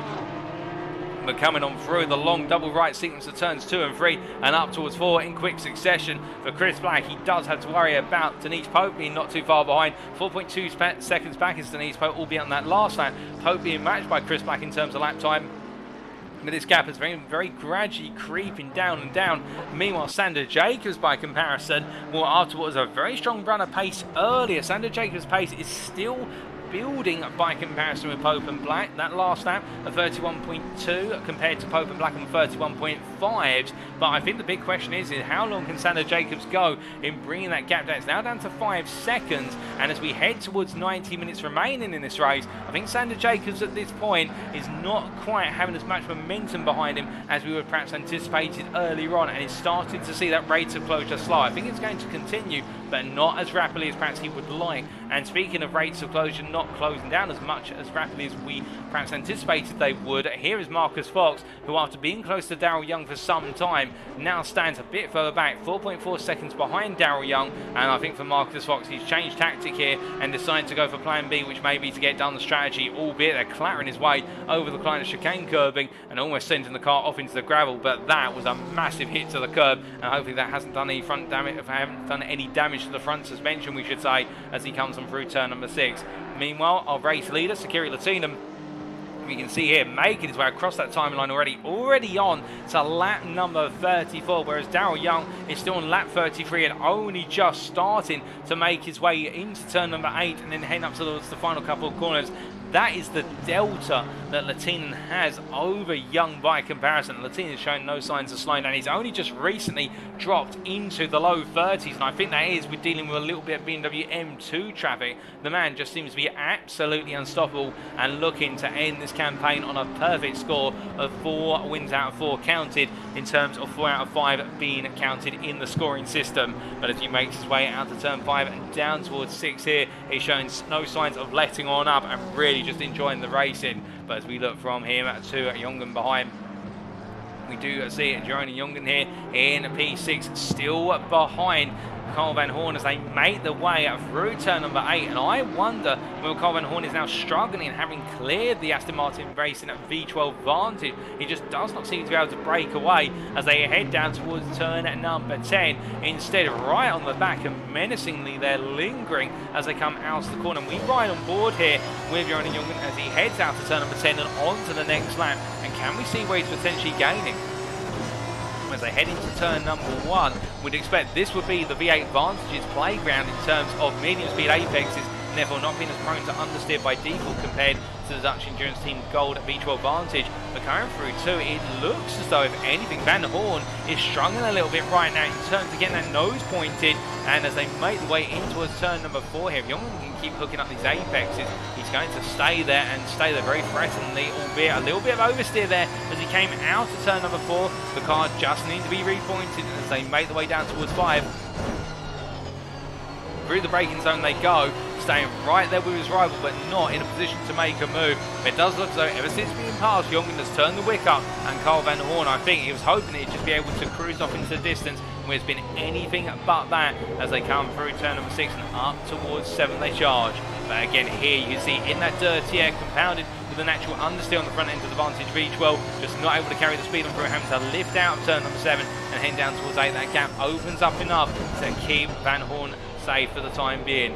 But coming on through, Chris Black continues to gain on the pair with both Van Horn and Jongen in the low 32s, both of them doing 32 zeros. Chris Black at 31.6. Meanwhile, Denise Pope also 31.6. Sandra Jacobs a 31.1. Well, Black and Pope are going to gradually close up to the back of the battle for P5 as Black almost gets it wrong coming out the final corner. And that last corner catching a number of drivers out, interestingly enough, here today. Just not quite able to take as much speed as they want sometimes through the corner, and almost spelling the demise of a number of drivers into their season. But Chris Black there avoiding it going from good to bad to disastrous. And as they make the way out of route turn number 2, now has to worry about Denise Pope, who will take a little bit out of that, a little bit of satisfaction, knowing that she's just gained half a second on Chris Black as they make the way through turn number 2 and up towards 3. Now, interestingly, when I had the opportunity to catch up with Denise Pope in the build-up to tonight, when I asked Denise Pope about her thoughts in terms of Circuit Zolder and the season finale, she was convinced that she was going to bin it at the first chicane, but apart from that, really excited to go racing. Now, whether that was said in jest or whether that was meant seriously or not, I'm not 100% sure. But I can tell you one thing, Pope so far has not binned it at the first chicane completely. Got it a bit wrong under braking, but kept it together and brought it back on her around. But Denise Pope has definitely shown a lot of pace here, and you can imagine she keeps it, putting her head down and pushing on through. There's no reason why she could not potentially claim a P5 here when all is said and done. And well, one other thing she was saying to me was that this is a very relentless circuit. You don't really get an opportunity to take a break, and it's going to be hard work getting to the end. And I think we're already seeing that for a number of drivers who are finding it a challenge, and it's started to take a strain on them with regards to the fact this circuit, you don't really have that breathing room. You have a couple of short straights, but nothing like the long back straight, for example, at the Circuit of the Americas 2 weeks ago. My drivers are able to effectively put their feet up, albeit that's a bit metaphorical, a bit proverbially, rather than being literally, because otherwise they wouldn't be on the throttle. And as they make the way on down that straight, they can just take a breather and focus on what lies ahead and reset themselves. But here you don't have that luxury. The only luxury you have is keeping it on the circuit and delivering the pace lap after lap. But as Jongen here makes his way through 2 and 3, right now he is definitely hounding and hustling the back of Van Horn. It's great to see, and I do wonder whether Van Horn at this point may be thinking about a pit stop soon. As with now 90 minutes remaining, what that effectively means is out of the 144 minutes of racing we have on the card here today, we have cleared at 54 minutes. We're not quite in pit stop territory yet. We will be in about what will be, say, 5 to 10 minutes time. We could start to see the early signs of the one-stop undercut strategy in effect, but normally a lot of our drives have gone for the midpoint of the race, already focused around the 5 plus or minus 5 minute window of that midpoint. Of course, remember, there is no pit window. They can choose when to pit, but I can see that Jongen really muscling his way onto the back here of Van Horn, and Van Horn I think has to make a call soon, because otherwise Jongen will take the temptation, there's no doubt about it. Meanwhile, in the Bmw M2 class, right in front of this battle is the M2 leader of Kieran Sharp from Sim Racing Collective 99, and he stays clear there of the GT3s. I think Jongen taking a bit too much of a close look at the rear end of the M2 as piloted by Kieran Sharp, as he made his way into the final corner. They're trying to take every little bit of suction and tow down the straight, and meanwhile now Chris Black coming on through, albeit for Chris Black I think just trying to sneak his way on through there, and gets it nicely done in P7. He's all over the back of this battle, and Denise Pope not too far away from also getting involved as they make the way on to another lap. But for Black, he's got to be careful, because he'll be in the double draft of the two Aston Martin drivers, and will that potentially unsettle the front end of the car? And we're seeing this Porsche is a little bit sensitive with regards to that dirty air, and also very sensitive over the curves. Put 2 and 2 together, and could that really make the car become difficult to drive as he heads out turn 4 and down towards turn number 5? But as they head their way down towards the Klein chicane, we can see that Van Horn making his way on past their cab bud and making a straight line run of the chicane, and that is going to be a track limit warning. There's no doubt about that. He's gained quite a bit of time from that, but at the same time I think he'll be using up one of his 3 strikes, and that's not good news for Van Horn, and he won't have wanted it to go that way. And meanwhile, Chris Black coming on through. Simon's still just behind there, a lap down on Chris Black, and as they make the way up through turn number 7, Simon Still's pace not quite on the pace of this battle for P5, so I don't think Simon Still is going to try and unlap himself from the group unless I'm very much mistaken. But as they come through turn at number 8, the point being that Chris Black now has cleared some of the traffic, and indeed the BMWs a little bit further away now in terms of the next BMW driver to come on up. That will present a nice opportunity for these 3 to really start to entangle and battle for that P5 position. Denise Pope still 4.5 seconds back, closing gradually, but not at a drastic rate of knots, and that means that the trio here have got some time before we see the Wild Things Racing driver get into the mix to make it a 4-way battle for P5. But onto another lap they go, and as they charge on through, we do briefly give you a quick recap of BMW M2 CS class, with Kieran Sharp leading at the moment, making his way onto what for the BMWs is lap number 34, and looking comfortable right now as the Sim Racing Collective 99 machine presses on through. And we've got a drive-through penalty for Simon Still. Well, I do believe that is the second penalty that Simon Still has picked up for what is track limits here today, and well, a very difficult day for SS Racing, I can tell you that. It has been a day where if it's not been a drive-through, it has been an incident and contact with another car, particularly that contact with Richard Pixley earlier on, although I don't think any malice was intended by that. It was circumstance that led to that contact. But right now for Simon Still, it is not going his way up whatsoever to end his season campaign on a high. Meanwhile, Kieran Sharp here looking comfortable at the moment. Juice Luna, meanwhile, P2 in the BMW M2 CS class, making his way out of turn number 8 and down towards turn number 10. Not quite a lap down on Kieran Sharp, but currently on lap 33, not lap 34, as he's about to turn onto that lap. But such is the gap that Sharp has opened up, and Luna having a very difficult start to the race, losing out early on versus the machinery piloted by Cav Bud in the number 53 machine, but then finding his way on through in the end at turn number 10. And as he makes his way across the timeline, we have what is there Cav Bud running in P3 in the class, P16 overall, just coming on through at turn number 8 there, keeping it smart, keeping it consistent. May not be on the pace of his peers in the class, but doing a very solid job. There's no doubt about that for the on-course Motors driver. But meanwhile, as we look for our BMW M2s then to what is our GT3s, we look back to that battle for P5, and here it is as it continues. But now we have Sakiri Lehtinen, our race leader, putting himself between the two belligerents of Van Horn and Jongen as they make the way into turn number 4, and this could give Carl Van Horn every opportunity he needs to be able to break away as they make the way all the way down towards the Klein chicane. But you can see there Lehtinen flashing his lights, not too happy about the fact that he's been a little bit obstructed perhaps. As they come out of the chicane, he's now going to try and drag his way around the outside of the Aston Martin Racing V8 Vantage driver Van Horn, and gets the job done into turn number 6. But with that in mind, what you can see is effectively done there under braking into turn number 6. It has caused Van Horn to close right back into what is there Joran Jongen as they make the way out to the corner. And now Van Horn and a bit of coincidental traffic in the form of Luna in the Bmw M2 half practice hero machine and heading into the braking zone. Chris Black trying to come on through. It's not quite the case. He can make it 3 GT3s past the M2 and instead has to wait his turn. But Chris Black is inching closer and closer to that battle for P5. He's not far off of it here. And now with it almost in his grasp, can he get involved and force Jongen backwards rather than forwards as they make the way out to 10 and on to the next lap. And I think for Chris Black, he's definitely feeling as though he's got a lot of pace. He's really building up as he comes across that timeline. But behind him, Denise Pope at the moment, who just crossed the line, taking half a second again out of Black, Jongen and Van Horn as they go on to another lap. And Sandra Jacobs not too far behind either. And Jacobs now, what is at 6 points a second. I think, in fact, Sandra Jacobs has had an error somewhere because he was a lot closer to Denise Pope. And in fact, he's dropped quite a way back. And now in P9 is starting to try and close up once again. But I think Jacobs, with a mistake that's happened off camera, has fallen backwards a little bit in that P9 position. And what about Mike Landry, if I hear you ask? Of course, one of our big names at the Circuit of the Americas, not quite, it would seem, on the pace of that battle for P5, lapping in the mid to high 32s at the moment. Can he potentially get himself involved later on in the proceedings? That'll be the big challenge for him. Ideally, we'd love to see him right up there, but I think also run a little bit of damage on the car. I can see some scratch marks there as he heads on down towards turn at number 10.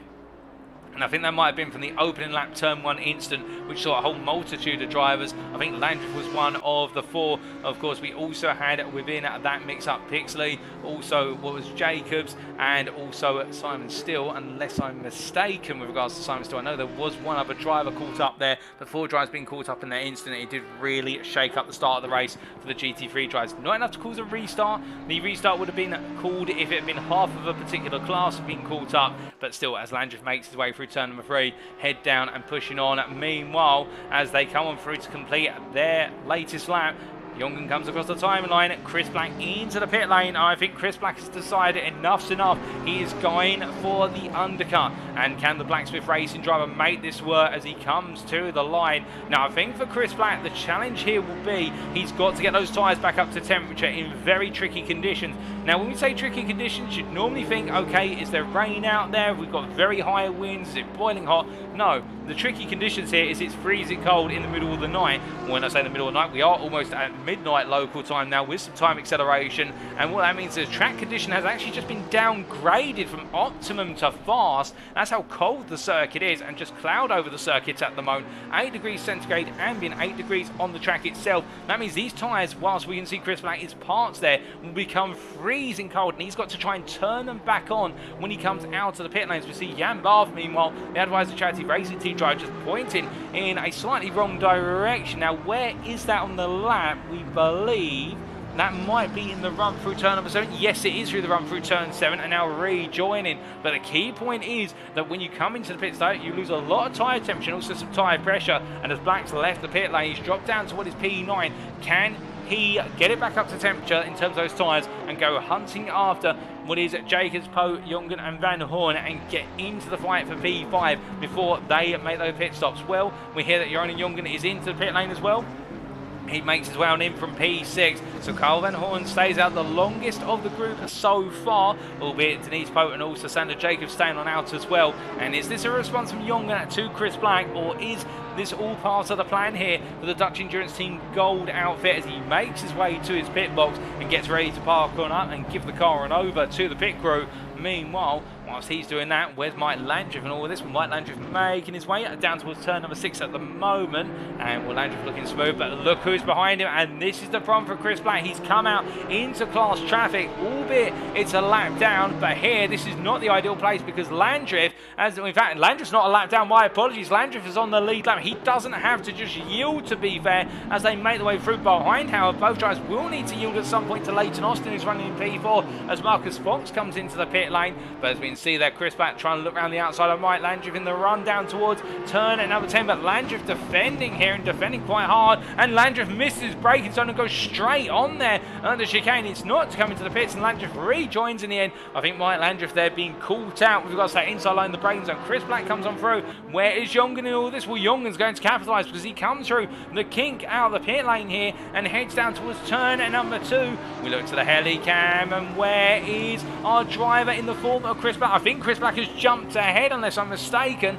unless that's Chris Black behind. No, Chris Black is ahead of Jongen, so Jongen in the end, despite going for the overcut and despite Black having to battle with Landreth, Chris Black has made the jump ahead of Jongen, and that is a critical jump as Ricardo McKing has taken over the car, and the Dutch Endurance Team Gold driver now has it all to do in the hunting down Chris Black. But I think with that driver swap, that may have just been the decider in terms of the pit stop time, and therefore who came out in front of one another. Because remember, it is a mandatory 30-second stop for a driver swap. However, if you're not swapping drivers, well, if it is a tyre change, in fact, we do have a tyre change on the car, so that makes it a mandatory 30-second stop as well. So it all came down in the end to Chris Black having a good outlap, and, well, the Dutch Endurance Team Gold outfit having a bit of a slow stop. In fact, their pit stop was 7/10 slower by comparison. And that, I think, is what was the difference. Plus, also, as they made the way out of the pit lane, it just wasn't quite the perfect exit. And now Chris Black into that P8 position.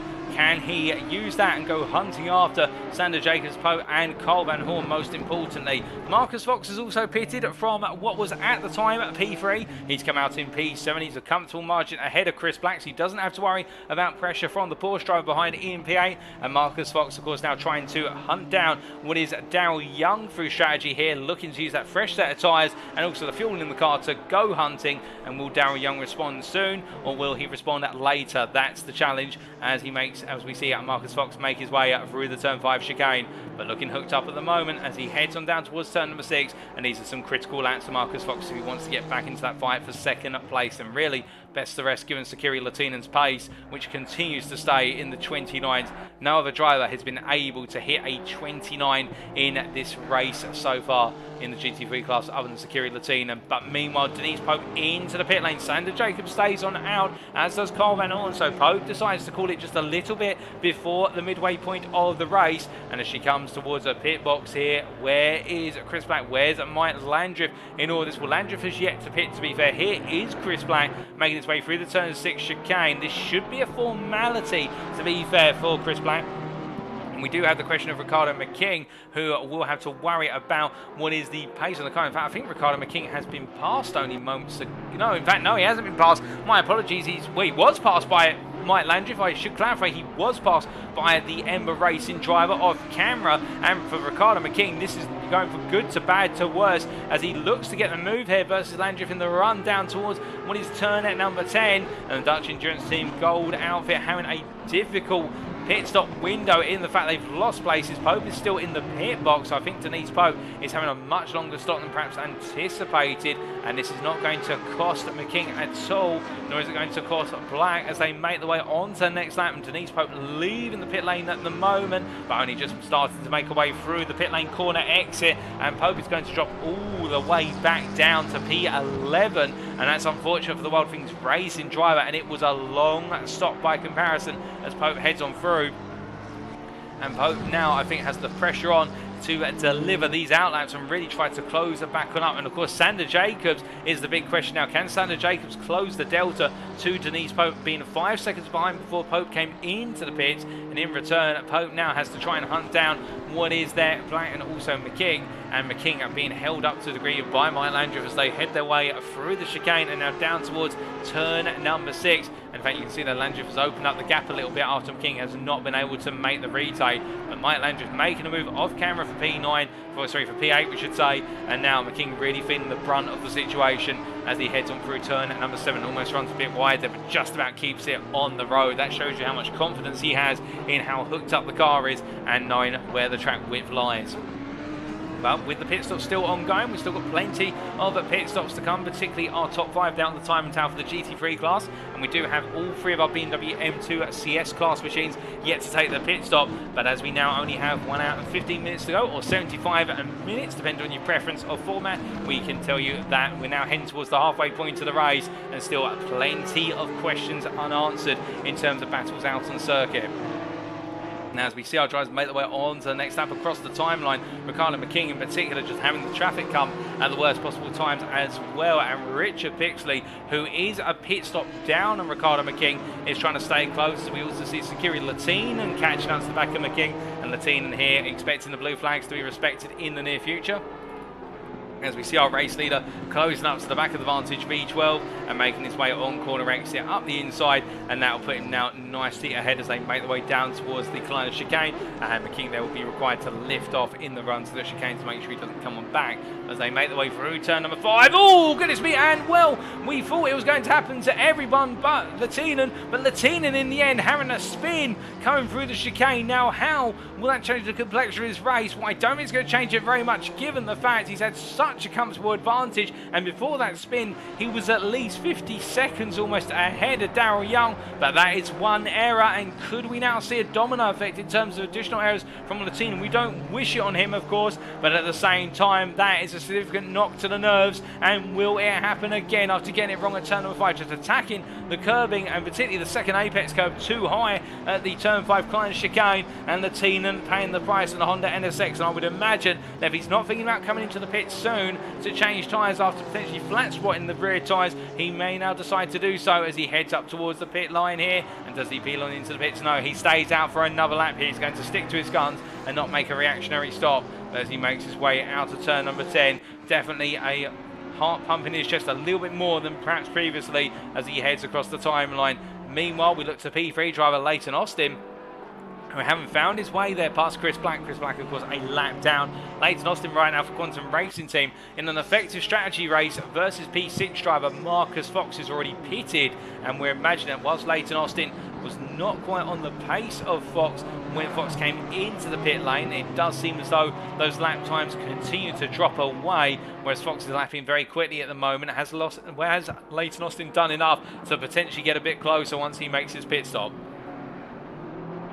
Well, speaking of pit stops, we've got Daryl Young into the pit lane from P2, and he'll also be thinking about Marcus Fox getting potentially closer as he comes on into his pit box. And what I can tell you at the moment, Marcus Fox is lapping very fast, just setting a 1 minute 30.080. And as Daryl Young makes his way towards his pit stall, he's now going to worry about the fact that Marcus Fox is definitely on a charge, and can Fox get into the fray as he parks on up and has his stop. Meanwhile, Sandra Jacobs, do we see the McLaren driver decide to go for his pit stop? Well, we've got a way to go before he comes on in. Been a bit of a lonely P5 at the moment, and we believe this translates into either P8 or P9 once all the pit stops are complete and the order is refiltered. And we're expecting him to be coming out battling with Denise Pope, given the two of them have been so closely matched on pace time and time again.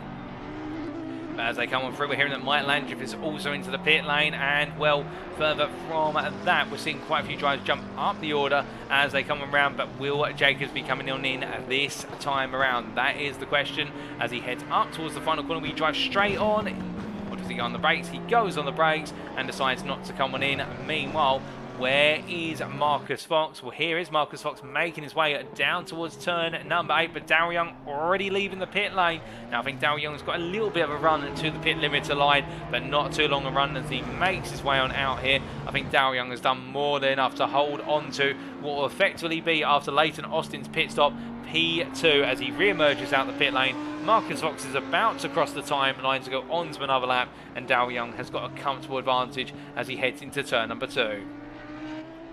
As he builds back up to speed, then gets those tyre temperatures and pressures back up to the ideal spot, we see Marcus Fox heading on through turn number 1 and up towards 2. I think he'll be thinking at this point, what do I have to do to hunt down Daryl Young? Well, he's got to go some to do so. Of course, earlier on he was a lot closer, but then a small error cost him dearly as he came out of the final corner. And ever since that error, I don't think the pace has quite been there for the driver or the car as he makes his way through turn number 4, and we move into the second half of the race.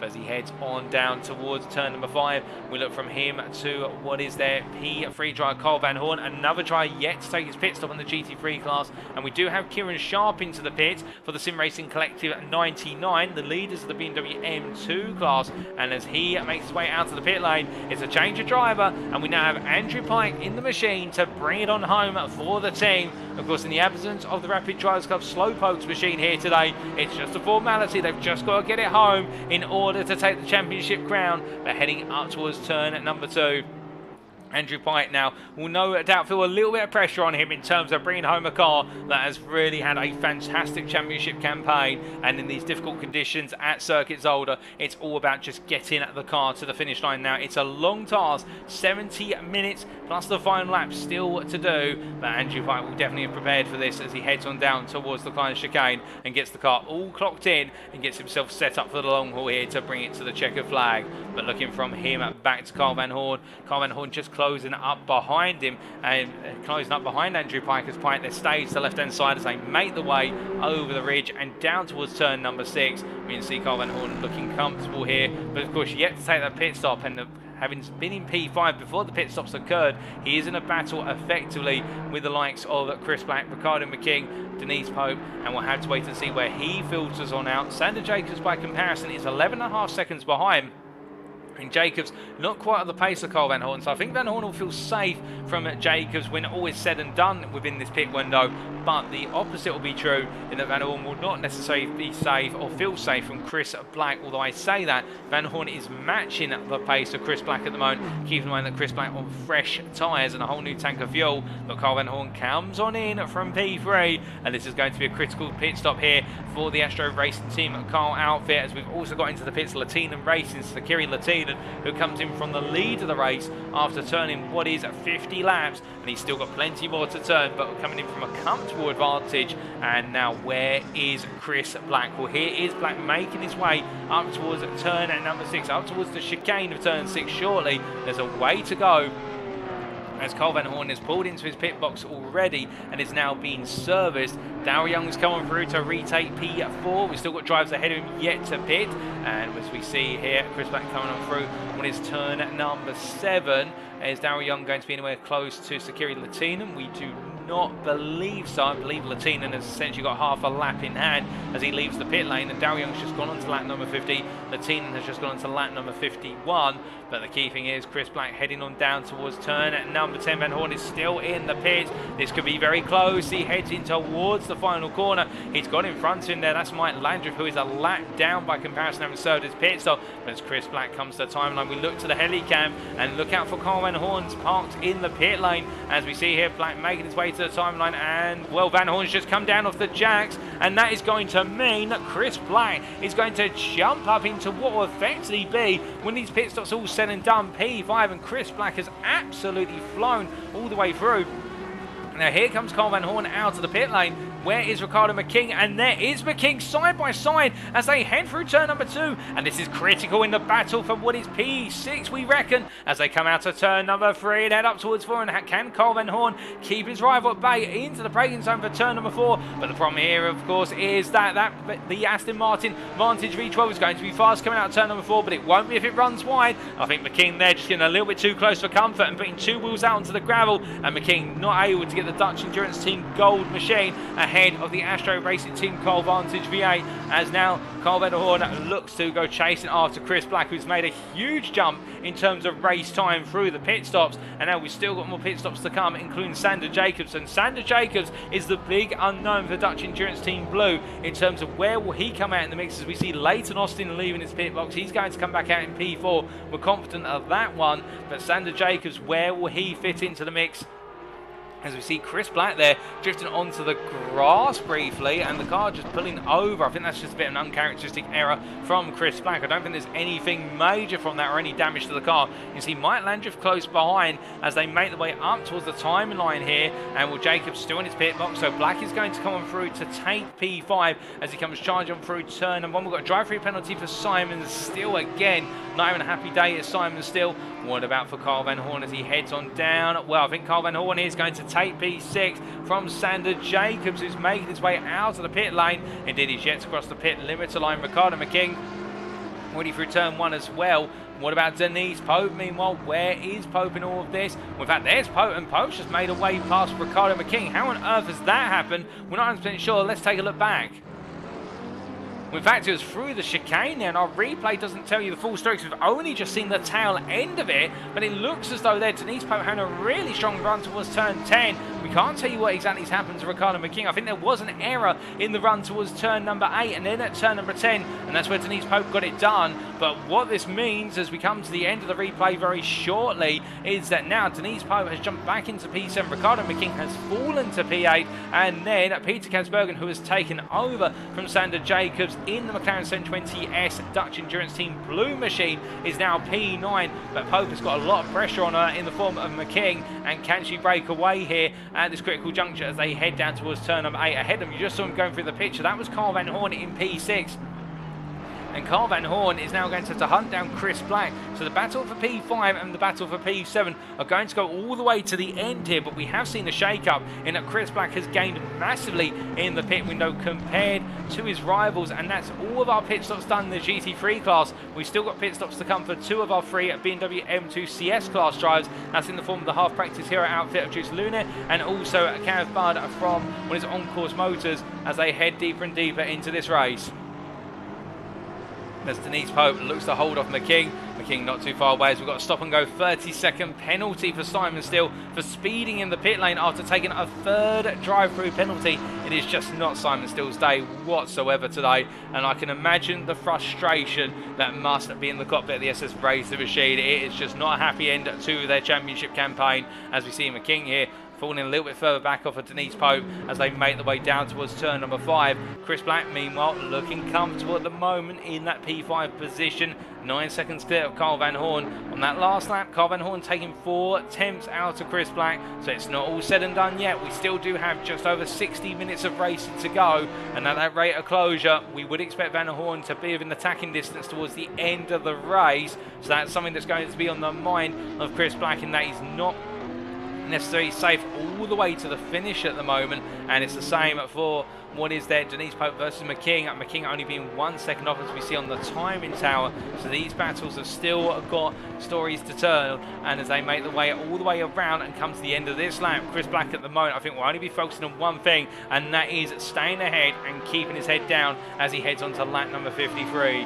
But meanwhile, in the Bmw M2 class, here are your race leaders, and that's the Sim Racing Collective 99, Andrew Pike at the helm as he heads through turn number 4, and now getting ready to lap there what is the On-Course Motors machine as driven by Kev Bud as they head down towards turn number 5. And at this point for Andrew Pike, of course, he'll have his teammates. We see it there, Bud getting it almost wrong coming out of the chicane, almost losing their rear end and catching the car just in time to avoid it going to the grass to the wall. Nice catch there from the 53 driver. But what we were about to say is that for Andrew Pike at this point, it's all about just keeping it on the straight and narrow and not making any errors. And he will have Kieran Sharp, his teammate, cheering him on and in the comms box with him in terms of just making sure that he's managing the car and managing the pace. And as he heads on down towards turn number 8, that's all he's got to do. But meanwhile, we look from our leader in the Bmw M2 Class 2, Ricardo McKing here, who's running in P8 at the moment, is continuing to chase after Denise Pope. And as we ride on board with Denise Pope, looking back at Ricardo McKing, you can see coming through the twisty sections, particularly the chicanes, the McLaren just able to break away comfortably by comparison. But it's all in the straights where that Aston Martin really closes on up, and that's where Pope's got to be worried, because one mistake in the corners could see that gap really close up to the point that McKing may have the opportunity to go for a move come the end of a run to a heavy braking zone. But at the same time, McKing knows that he's got to be close to be able to go for the move. He can't just simply send it up the inside. It's not the final lap. The final lap is just over an hour away. And as they make their way through turn number 10 and across the timeline shortly, McKing gets it a little bit wrong there, taking a bit of a tank slapper, coming out of the final corner, losing the rear end slightly, and now he's got even more time to close it up as that gap opens up to about 1.6 seconds as they head into turn number 1. So McKing there pushing hard, but pushing a little bit too hard perhaps, as he now brings it back together and goes hunting after the Wild Things Racing McLaren. Meanwhile, a little bit further ahead of them, Chris Black here in P5, last lap of 32.127.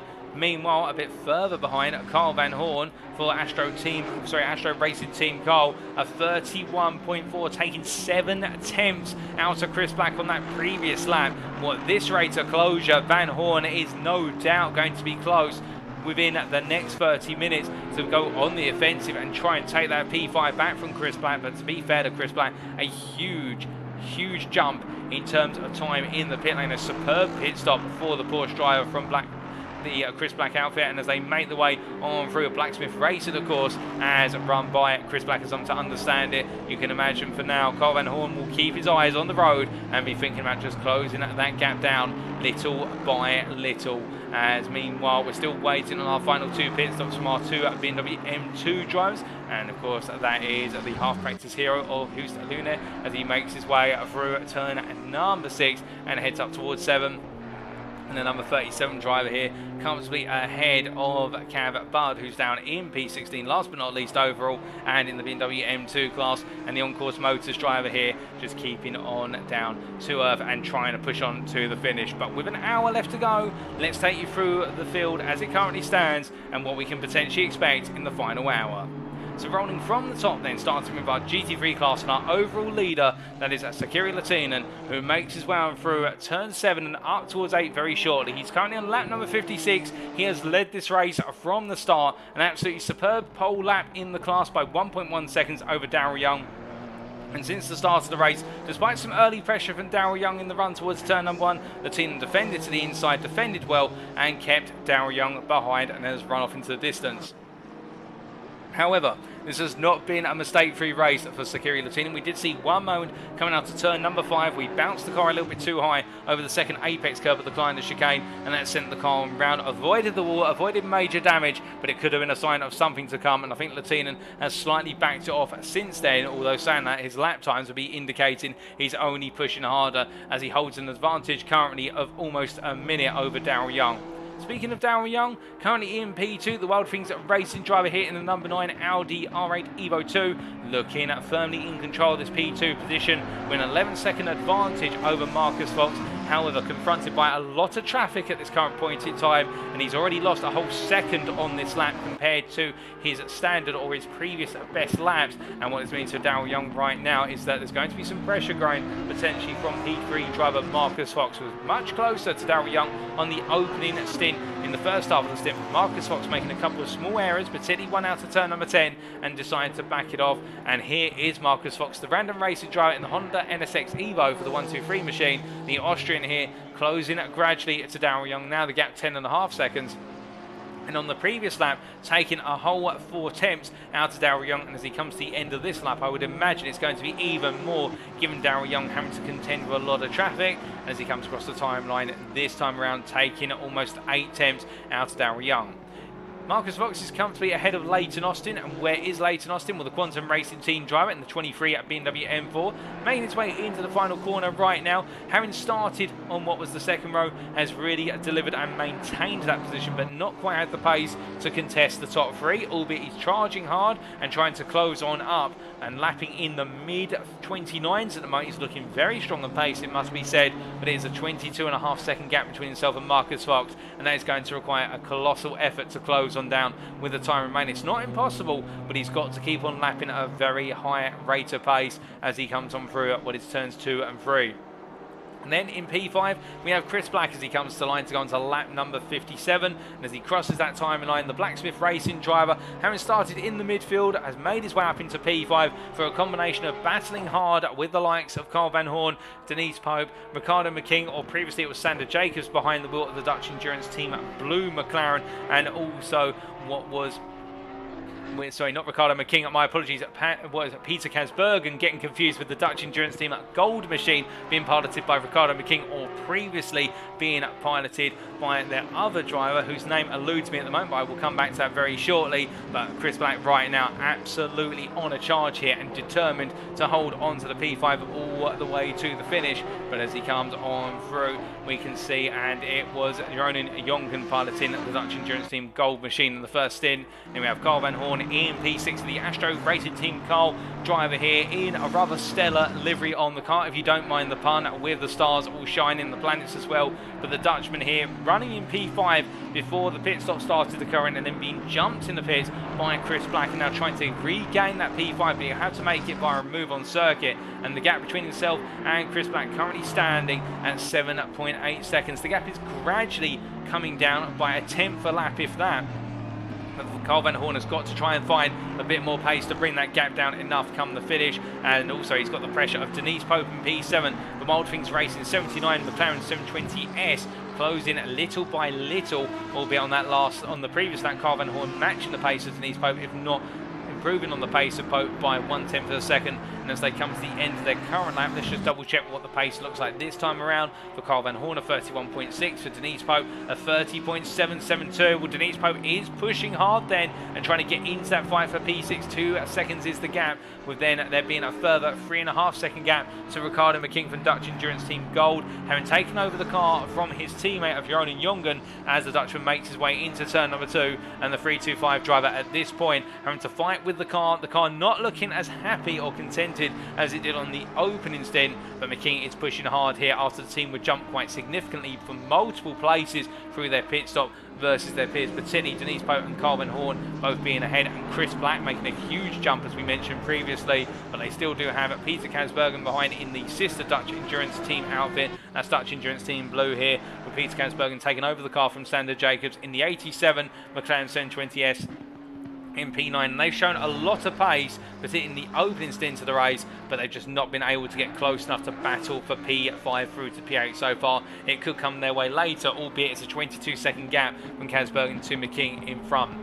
Then in P10 we have Richard Pixley, who's just making his way onto the same lap as what is our battle for P5 now, as the Wild Things Racing driver in the number 7 at Porsche had a very difficult start after looking very strong in terms of pace. There an instant on lap 1, turn 1 between himself and 4 other drivers, including Landriff and also what was still, and I do believe, Jacobs, really upset the balance for all 4 drivers, and Pixley having to make an early pit stop to repair damage to the car, the one who came off worse from it, and then later on in contact with Simon still coming out to turn number 7 for Pixley. It's all about at this point just continuing to deliver those laps and trying to bring the car on home come the finish, albeit he's gained a couple of places through attrition versus Landriff versus Bath, and also what is still, but now there's a much bigger gap at hand if he wants to try and get P9 off Kansbergen. That gap standing at approximately 30 seconds as he heads into turn number 6.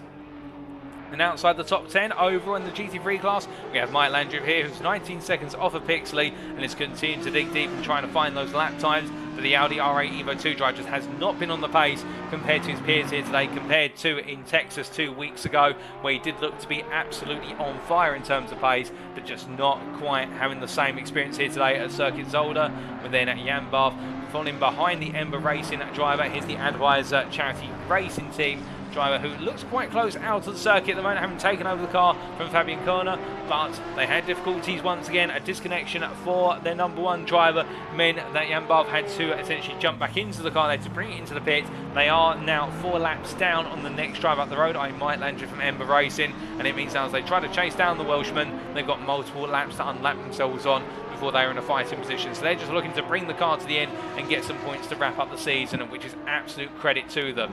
We also have Simon still in the pit lane. He's parked on up, multiple drive-through penalties, damage to the car, and also a stop-and-go 30-second penalty, really ending the day. And I think they've decided for SS Racing to call it a day and retire the car.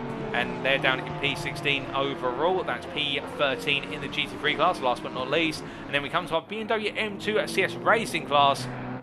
Well, here is our class leader of Andrew Pike behind the wheel of the Sim Racing Collective at 99 machine, having taken over from Kieran Sharp after Sharp completed the first stint. And well, it was a shame we have not seen the Rapid Drivers Club Slowpokes machine attend here today due to a combination of personal circumstances and also technical issues for both Alex Nunes and Tom Davidson. But as we see Andrew Pike making his way out to turns 8 and 9, it's not the way they want to seal the championship. They just need to get to the end to take the championship crown. And then we do have Justin Lune right now in P14. The half-practice hero driver making his way down towards turn number 10 as well. And whilst it looks though he's quite close to Andrew Pite, I can tell you that Pite right now is a whole lap ahead in the same Racing Collective 99 machine versus the half-practice hero driver in the 37 car of Luna as they come across that timeline in P2 in the class, and then Cav Bud a bit further back in P3 in the class, P15 overall, heading on through here. Getting a good start versus was the half-practice hero driver of Luna,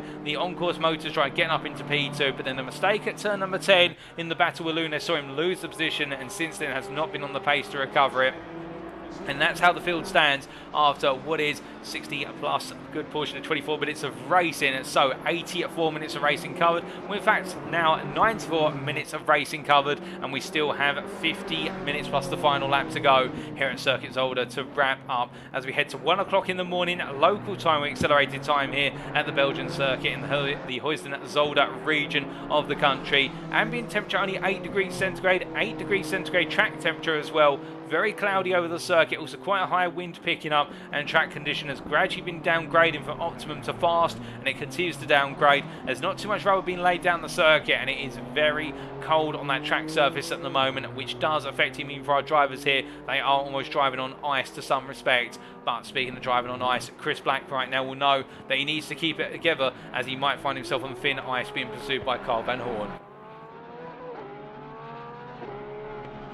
As we see Black making his way through turn number 7, there's Carl Van Horn by comparison coming through turn number 7 now, and Denise Pope not too far behind as we ride on board here with the McLaren 720S driver charging up towards turn at number 8. And the rate of gain that we have seen from Denise Pope now has stabilised somewhat. We saw a couple of laps ago gaining by about half a second a lap on average. Now Carl Van Horn is responding and matching Denise Pope's time, and Pope has also fallen out of the 30s and back into the low 31s. So I think Pope just unleashing a little bit of pace, but also aware of the fact that pushing too hard too often may see the car end up in the wall. Alternatively going for a spin, and Pope does not want that of course and wants to bring the car on home. And heading into turn number 1, that last lap from Carl Van Horn at 31.752, Pope at 31.2, so Pope is definitely continuing to wind this gap down in the battle for P6. It's only 1.6 seconds the gap now, as she makes her way through turn number 3, but there's still some time to close on down. And a bit further back, Ricardo McKing lapping in the low 32s, just not quite within arm's reach of this battle, but I can tell you who is falling into arm's reach of this battle, and Chris Black is now really, it would seem, starting to struggle a little bit, as that last lap from Chris Black was a 33.4, which was almost 2 seconds slower than Carl Van Horn behind. Now, whether there was an error, alternatively some traffic, we're not quite sure. We didn't see it on screen, but the Blacksmith Racing driver really started to fall backwards towards that battle for P6. And the worry on his mind is he got it all done on strategy, got it all hooked up nicely in the pits, and now all that hard work may become undone very late on in the day. And can Chris Black find a way to respond? That will be the big question for him as he makes his way on down towards turn number 10 once again. Meanwhile, further up the road in terms of the battle for P2, I can see that Daryl Young right now lapping on average half a second faster compared to Marcus Fox since exiting the pit lane and really getting himself back up to speed. And we do know that Daryl Young likes to push the Audi hard in the early half of a given stint, but then backs the car off quite significantly in the second half of the stint. So I think right now he is giving it everything at full power 100% in order to really open up that gap to Fox. The gap now standing at 16.5 seconds come the end of the sector 2 line, and as Young comes across the timeline this time around, his previous lap was a 30.1, and as he crosses the line this time a 30.4. Meanwhile, where is Marcus Fox? Well, he heads down towards turn number 10 right now for Random Racing, and as he comes on through the final chicane here, the Jackie Xbox chicane, heads on out, and what will it be for the Austrian as he heads to the timeline? Last lap was a 30.8, he crossed the line at 30.3, so in fact a 10th faster than Daryl Young that time around, but no real change in the gap there as he heads onto lap number 64. But meanwhile, we look from them to Chris Black here, who is 8 tenths down on this lap compared to his previous best. I wonder whether Chris Black has got a problem or something's gone wrong with the car, because Black right now is really struggling for pace compared to Carl Van Horn behind. And to put you in the frame of mind, the Astro Racing Team car driver here is literally stripping time out of Chris Black. But the bigger question is Denise Pope behind is looking very strong as they make their way into turn number 8, and Pope here will not have the inconvenience to find the Bmw M2 in the run towards the turn 8 apex. And this gives Pope a bit more of an opportunity to gain a bit more ground on Carl Van Horn. This battle is getting closer and closer here, and I think a battle is definitely on the cards in the final half and now, if not sooner. Denise Pope just needs to keep hooking up these laps, and she'll be looking very good come the finish as they come to a timeline.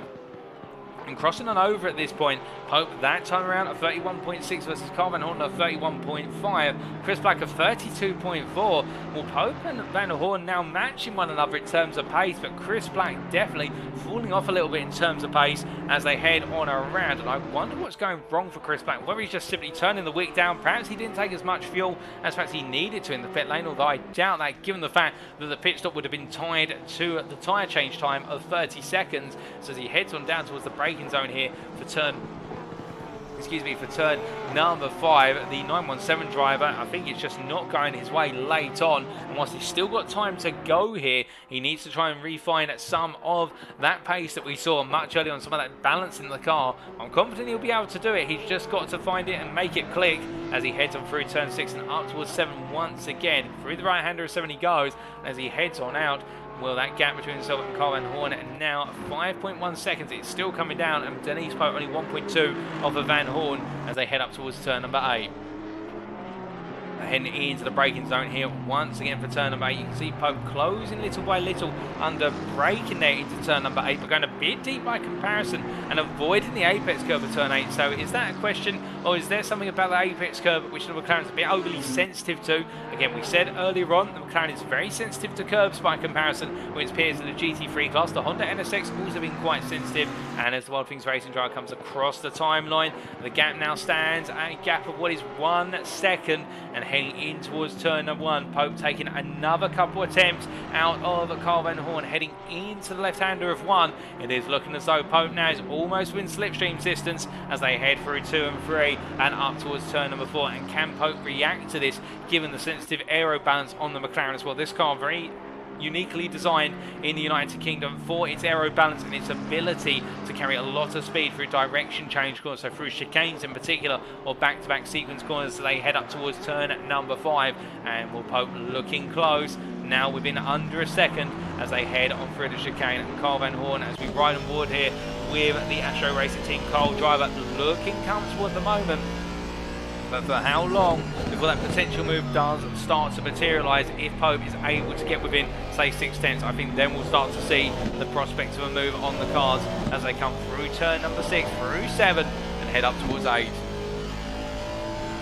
As they head on through, it looks as though that McLaren is just a speck in the distance, and whilst that may be the case at the moment, in fact, Pope had a bit of a bad run through turn 6 and 7. The gap opened up by half a second there in the run towards turn number 8, where the second sector line is. And I think that Pope may have just had the first taste of the dirty air off of the back of the Aston Martin at racing at the advantage of Van Horn as they head through the final corners here. And Horn now needs to hook this up and get the job done in terms of braking on away. And the gap to Chris Black staying in the margin of 5.6 seconds this time. And in fact, Black on a faster lap compared to Van Horn by 4/10 of a second. So Chris Black, I think, now responding in terms of delivering those lap times versus Van Horn, and perhaps the concentration levels dipped a little bit until he saw the gap between himself and Van Horn really coming on down by sizable margins. And now he's up the tempo, the blood's pumping, and he's looking to hold on to that P5 again as they head on down towards turn number 5.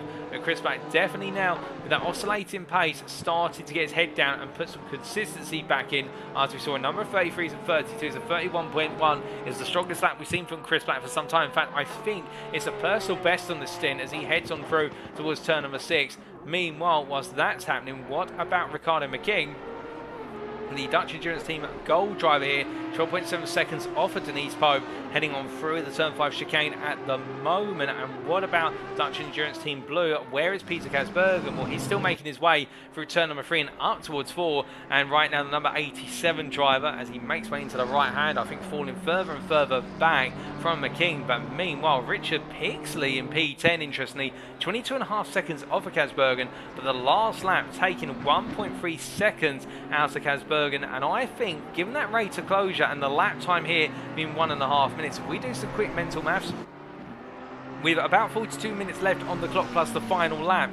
1.5 into that, don't go exactly, but they'll go about 28 laps remaining. And if you take 28 laps with a closure rate of a second, Richard Pixley is going to be there if he carries this on to take the fight for P9 come the final 3 to 4 laps of this race. It may be a little bit sooner or a little bit later, but that's our estimate with regards to Pixley, who here is Pixley as he comes on through turn, well, in fact comes through the kink and up towards turn number 6. And the Wild Things Racing driver here, he may have had a race not to remember initially, but by damn is he going to make it one he wants to remember as he makes his way through turn number 7 and tries to hunt down Gasbergen as they make the way all the way up towards turn number 8. But as he heads in towards the braking zone here, little by little he has to bring the gap down. He's already taken a second out of Gasbergen on this lap alone by the time he gets to the sector 2 end line to go into sector 3. And how much more of the gap can he strip on down as he charges on through and up towards turn number 10.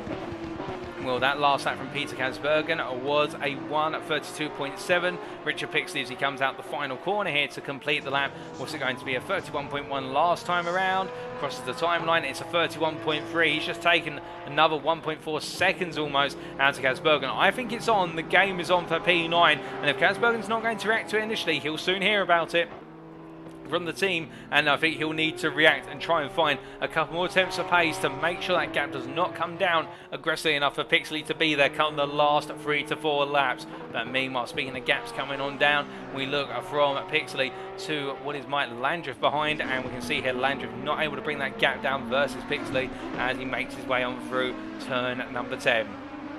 We're heading on through, we look back up to Chris Black here, the Blacksmith Racing driver, as he comes through turn number 3 and heads up towards 4. And the gap between himself and Carl Van Horn, again, coming back down to about 5.1 seconds. It is gradually being chiseled away, but not at a consistent rate. It is oscillating. The trend is downwards, but not as rapidly as perhaps Carl Van Horn would like. And I think that's Chris Black reacting and trying to tie his pace to Van Horn. The gap now under 5 seconds for the first time on this stint. It's now down to 4.8 seconds as they head through the opening chicane. And as they make the way on out, you can see Denise Pope not too far back either, almost being brought along, but falling backwards a little bit from Carl Van Horn.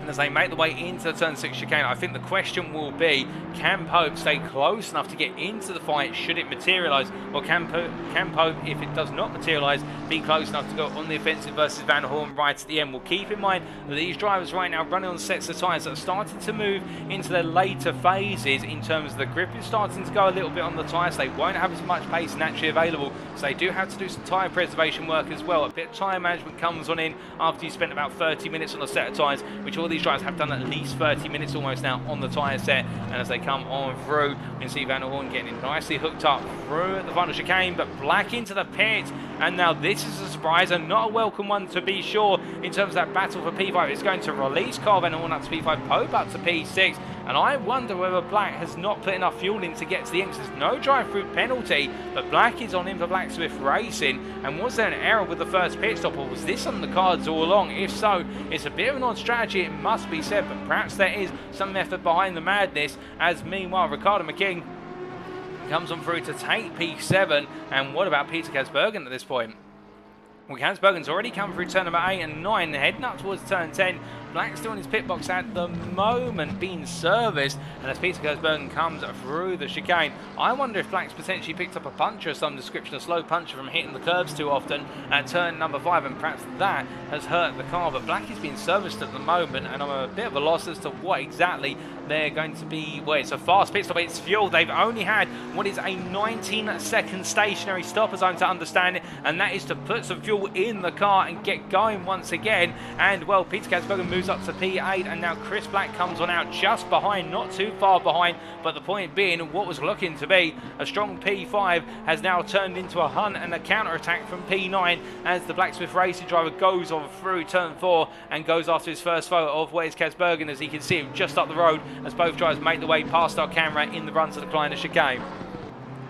as they make the way through the chicane and head on up towards turn number 6, heading in towards the second of the chicanes in sequence. Now this adds a little bit more to the battle for P5 in terms of Pope now knows that effectively there's only one driver that stands between herself and being inside the top 5 here today, and that is Carl Van Horn. And for Carl Van Horn, well, I think he'll be pleased that he didn't have to fight his way up past Chris Black in terms of picking up the position to an extent, because now he can focus on one thing, and that is delivering a lap after lap to keep the Wild Things Racing McLaren at bay to the very end of the race as they come through turn number 4. But I think Pope has taken a bit of an uptick in the pace, has already taken that gap back down to 1 second here as they head on down towards the chicane, and as they make their way into the braking zone. We ride aboard here with the Wild Things Racing driver as they both snake their way past, and you can see that both drivers avoiding touching those apex curbs too high at the moment, and they're both conscious of the fact they've still got a long way to go in this race and they can't afford to make a major error now. Particularly if you're Denise Pope, for the simple reason that this car already very sensitive on those curbs, and Pope being the pursuer, not the pursued, has the pressure on to close that gap up by delivering a much faster pace compared to Van Horn. And one run over that curve may just spell certain doom for those aspirations. But as she makes her way through turn number 8, you see they're going for a nice late apex, getting the car fully rotated, and Will Van Horn's going to have a little bit of traffic in the form of the half-practice hero Bmw M2, and Will Pope also have this in the run to chicane. No, dives to the inside, but comes in very hot and misses the braking point, but just about keeps it on circuit there. But Pope in a little bit of enthusiasm to try and get the move done on the Bmw M2, has lost that again, and that's not going to help the front brakes, nor is it going to help with the front tyres in terms of those temperatures as they make their way through turn number 1. And we can see there Nico F64 in the YouTube chat saying, "Go on Pope, get them." Indeed, Denise Pope pushing hard, and welcome to the broadcast, Nico. It's good to see you here. But as Pope chases on, now that gap has opened back up to 1.7 seconds, 7/10 lost there, and Pope's now got to think about have those front tyres gone a little bit above temperature as she goes a bit deep at turn number 4. And I think what happened at turn 10 may already be having repercussions as now they make their way down towards turn number 5. It's not looking at smooth sailing anymore, and the problem with this of course is that with Van Horn being given a bit more space to operate with, can Van Horn get himself comfortable and then try to break away and run off into the distance? Well, we would say that Pope has the momentum on her side, but as we can see there, Van Horn being caught up behind what is their Cav Bud, the on-course motorsports driver, just making the way on through, and a bit further back Chris Black has found his way up past Peter Gasbergen. How did that happen? Well, here we go. This is how the move was made, and Gasbergen getting a completely wrong line through turn number 10. I think this was quite a straightforward pass in the end for what was P8 on the replay here, as we're going to see Gasbergen not really defending too hard, and Black being given all the space on the inside, and the Dutch endurance team at blue outfit there just staying out of the way and behind, and Chris Black moves up to P8 there comfortably, and Gasbergen making an error at the final chicane, I think deciding there's no point battling given the pace that Chris Black has been shown. And since that pit stop, Chris Black is back into the mid-31s once again. He does have Gasbergen still behind him as we return to live pictures, but I can imagine he's going to gradually drop the McLaren as he heads towards the end of this lap and on to the next one. But heading on down towards turn number 8, both of them into the braking zone, and well, Pope with those errors dropping to 3.2 seconds behind Carl Van Horn. You can see on the timing tower there, and that is a sizable gap which at this stage needs to be closed back on up. In terms of other gaps, we've told you a little bit earlier about Richard Pixley rapidly closing up to what is Black and Gasbergen. Well, he has now only got himself 12 seconds away from what is there Peter Gasbergen as they head on down towards turn number 10, and Pixley really pressing on here as he makes his way through the chicane and onwards towards another lap. Gasbergen a 33.2 that last time around, of course with the error thrown into the mix. Richard Pixley by comparison a 30.6, and to put that 30.6 in context, that lap matches the current laps of P2 in the form of Darryl Young and P3 at Marcus Fox. We can see that Richard Pixley is absolutely flying and ruin, of course, what could have been today if it were not for an opening lap incident. But meanwhile, well, Chris Black has just been repassed by Gasbergen. How exactly has that happened? We're not 100% sure. We will take a look back at what's happened, Well, it looks like it's been done in through turns 2 and 3. Black on the inside there at turn number 2. Runs a little bit deep, and Kasbergen gets the better run out to turn 2 into 3. And a nice move here from Peter Kasbergen up the inside, and Chris Black backing out there. Interestingly respected. I think that Kasbergen had a lot of momentum, and too much momentum to try and cover off in the run towards turn number 4. But as they made their way through that sequence of corners there, not a mistake from Chris Black. Peter Kasbergen just hooking up the corners and making it difficult for what was Chris Black there to hold on to position. But as we return to live pictures now, we can see as the camera pans on around shortly, Chris Black now trying to go back on the offensive here versus Peter Kasbergen as they head in towards turn number 10, and Black all over the rear of the McLaren as we ride on board. In fact, we've looked forward from, I should say, from Chris Black's car as they head out of the final corner and up towards turn number 1. We're getting close there and looking for the move here. Chris Black into the first corner, goes deep on the brakes here. He looks to make the move as they head through contact between the two drivers. They're door to door as they make their way towards turn number 2. Kasberg on the inside, Black on the outside. Black's going to try and hold it all the way around. More contact between the two of them. It's small taps at the moment, not major damage, just small bits of aero perhaps coming off of the cars. And as they go side by side through 3 and up in towards into turn number 4 in this battle for P8. Peter Kasbergen holding on here and keeping his elbows out wide. And you can see that Chris Black having to back off the throttle through fear of being sent wide as they make their way down towards turn number 5. Onto the brakes they go once again, and now Kasbergen has the pressure of holding on in the run to the second chicane. Now Kasbergen looking as though he's got it hooked up here in the run on down, but as they go on to the anchors, Black going very deep on the brakes, trying to get the nose in. There's contact between the two of them as they come on through, and Kasbergen is sent round. Chris Black carries on through. Well, now that's going to be a bit of a difficult one to dissect in the form of what happened there from the camera angle we had available, but fortunately we can bring you a replay, and this is what happened, and we ride on board from Chris Black's perspective in this instant at turn number 6. So getting a good run here out turn number 5, and down the hill they go. You'll see that Peter Kasbergen stays on the racing line here, thinking he's safe. Black comes in hot and then bounces over the curb, and that sends the car forward and makes contact with Peter Kasbergen. Now that, I think, well, as much as I don't want to act as a commentary steward, I think that's not going to go well in the steward's booth if it does go to the stewards for Chris Black, for the simple reason he's come from quite far back initially, albeit the space was afforded to him. I can see the argument there, but I think there Peter Kasbergen was arguably minding his own business, and Black just taking the car a little bit too far forward on the apex curb at the first part of the turn 6 chicane and making that contact with Kasbergen. But as they come back on through, the problem now for Kasbergen is he's got Richard Pixley, who has been given the opportunity to get much closer, much sooner. And as they head on through turn number 4, and I can see Jeroen and Jongen there saying with regards to the Black versus Kasbergen incident, a little bit too optimistic if you ask me, and I would assume that's in reference to Chris Black. I think I would have to agree with you there, Jongen. I think it was an optimistic move, but perhaps a little bit too much optimism. But to be fair, I think Chris Black at the end of the day, if they do get close enough to give him, may give the blades back, but we'll have to wait and see. But now for Pixley, this gives him an opportunity to go on for the move for P9, as we see the Kasbergen straight line across the chicane, and I think doing so to try and avoid any incident with the M2, and also perhaps just breaking a little bit too deep.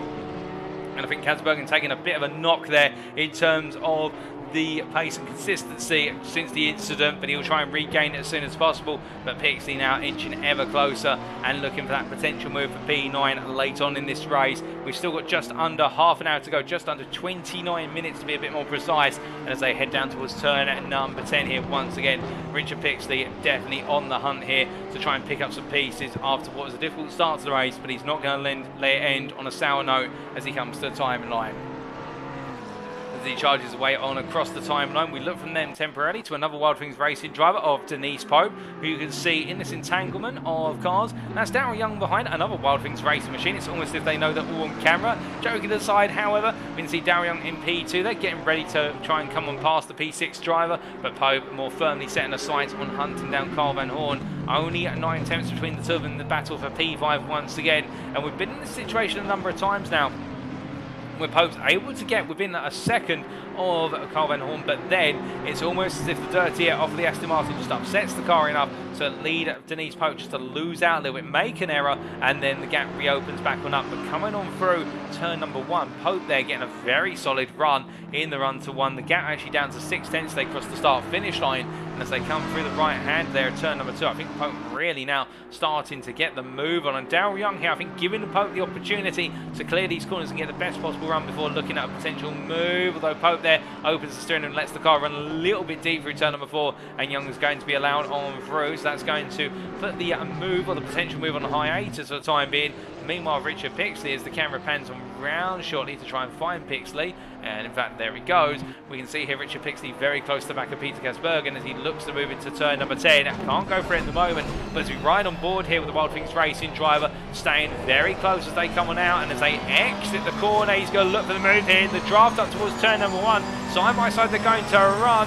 The McLaren there, you can see no slouch on the straights compared to the Porsche, and as they head into the corner, Pixley's going to be made to try and hold it around the outside, but he goes to the cutback here, and it's a nice move on cutback through turn number 1. He gets Peter Gasbergen to go deep, and the Dutch Endurance Team Blue driver loses the place to the Wild Things Racing driver Richard Pixley there in turn number 1. Pixley up to P9, and now his next target will be Chris Black, who is 6.5 seconds up the road or so as the time continues to trickle on down and making their way out of turn number 4 down towards 5.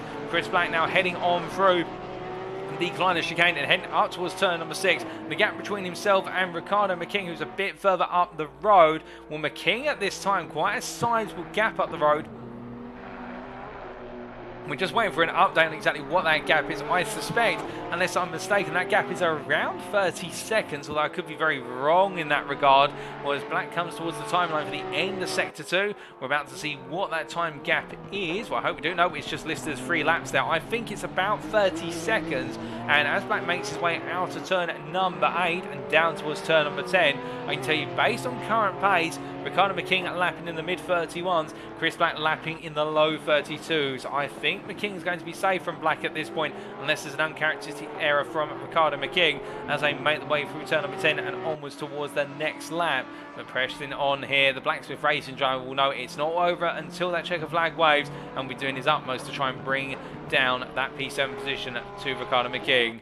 But meanwhile, we look from Black to Pope as Denise Pope here once again in a hot pursuit of Carl Van Horn, making the way through turn at number 8. But this time, a little bit of frustration behind. We have Lehtinen behind us. Kieran Lehtinen, our race leader, getting close to Pope. And Pope, the closest she's ever been to the back of Carl Van Horn in this pursuit. But now the blue flags will be waving. I think Pope at this point will be hoping that she can be just given a little bit more time. But I don't think, as they make their way out the final corner here, that Lehtinen's going to be waiting around for too long as they head down towards the braking zone for turn number 1. The gap standing at half a second as they head into turn 1. They've also got to deal with the Bmw M2 traffic, and Pope, they're just squeezing on past Bud as they make their way up towards turn 2. And Lehtinen now going around the outside, and Pope here in a bit of an awkward spot. Not wanting to lose the run on the Aston Martin driver, but at the same time effectively being forced to consider the alternative of letting the leader on through as they head into turn number 4, and Lehtinen up the inside into turn 4 here. I think Pope letting Lehtinen go to the inside in the end and decide, okay, fair enough, but I don't want to lose as much time as you may if I let you through turns 1, 2 or 3. And as they head down towards turn number 5 now, I think for Denise Pope it's all about staying as close as possible behind Lehtinen as they head up towards turn 6, and hoping that Lehtinen can force Carl Van Horn off balance and cause him to lose some pace as they make the way towards the end of this lap. But Carl Van Horn at the moment being given the opportunity to head through turn 6 and 7 without hindrance, so this could actually fall quite favourably for Van Horn compared to Pope as they head up towards turn number 8.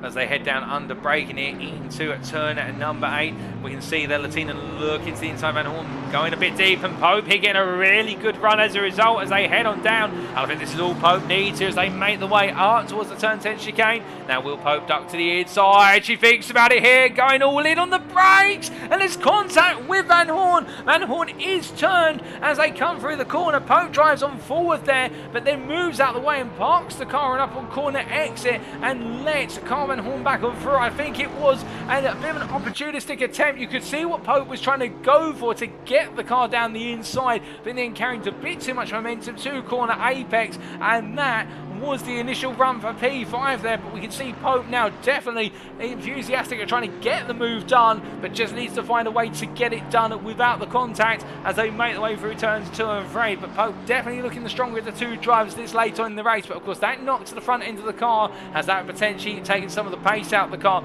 given how sensitive this McLaren is in terms of the bodywork as they make the way out of turn number 4. We'll have to wait and see. But meanwhile, speaking about waiting and seeing, I don't think we've got long to wait and see where Richard Pixley can make a move on Chris Black in the battle for P8, because Black at the moment only 3 seconds up the road or so, and Pixley lapping at least a second a lap faster as they head across the timeline. And now the gap comes on down to 2.9 seconds. It's below 3 seconds. They head onto what for them is lap number 79, and they charge on through turn number 1 and down towards turn number 2. And if he's able to pass Black, his next target will be McKing. But as we said previously, McKing is about 30 seconds up the road from Chris Black. So I do believe that Pixley would then have to be pulling out a huge amount of time a lap. It'd have to be at least 2 seconds, if not 2.5 seconds, to have an opportunity with about 20 to 18 minutes to go by the rate of closure that Pixley's got on Black, to have that opportunity to be able to go hunting down McKing. And McKing's pace at the moment is the low 32s. I cannot foresee Pixley being able to close down the gap to P7 in the time remaining. So I think for Chris Black now, it's about defending as hard as possible to the end, and for Pixley it's about trying to pick his way on through as quickly as possible as they make the way on around. But meanwhile, we look back to that battle for P5, and here are our two belligerents, of Carl Van Horn and also Denise Pope. And Pope once again trying to get within 1 second of the Aston Martin V8 Vantage.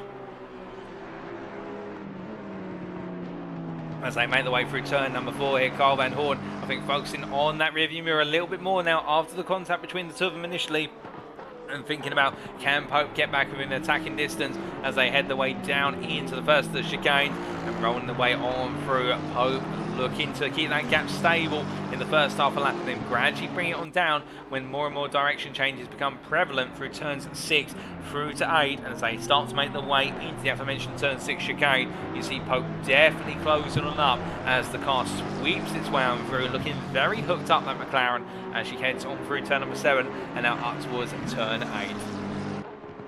Because they come on down behind them, they do have Marcus Fox, who's running in P3, closing up little by little, and Marcus Fox, of course, be expected to be given the opportunity to come on past the drivers in P5, P6. And for Fox, I think he'll be patient, and he will not perhaps try and barge his way on through, because he's not really close enough to be going hunting down Darryl Young at this point in the proceedings. But at the same time, he won't want to get too long. As we see Pope, they're going a little bit deep coming out the final corner, pushing very hard as Denise Pope at the moment.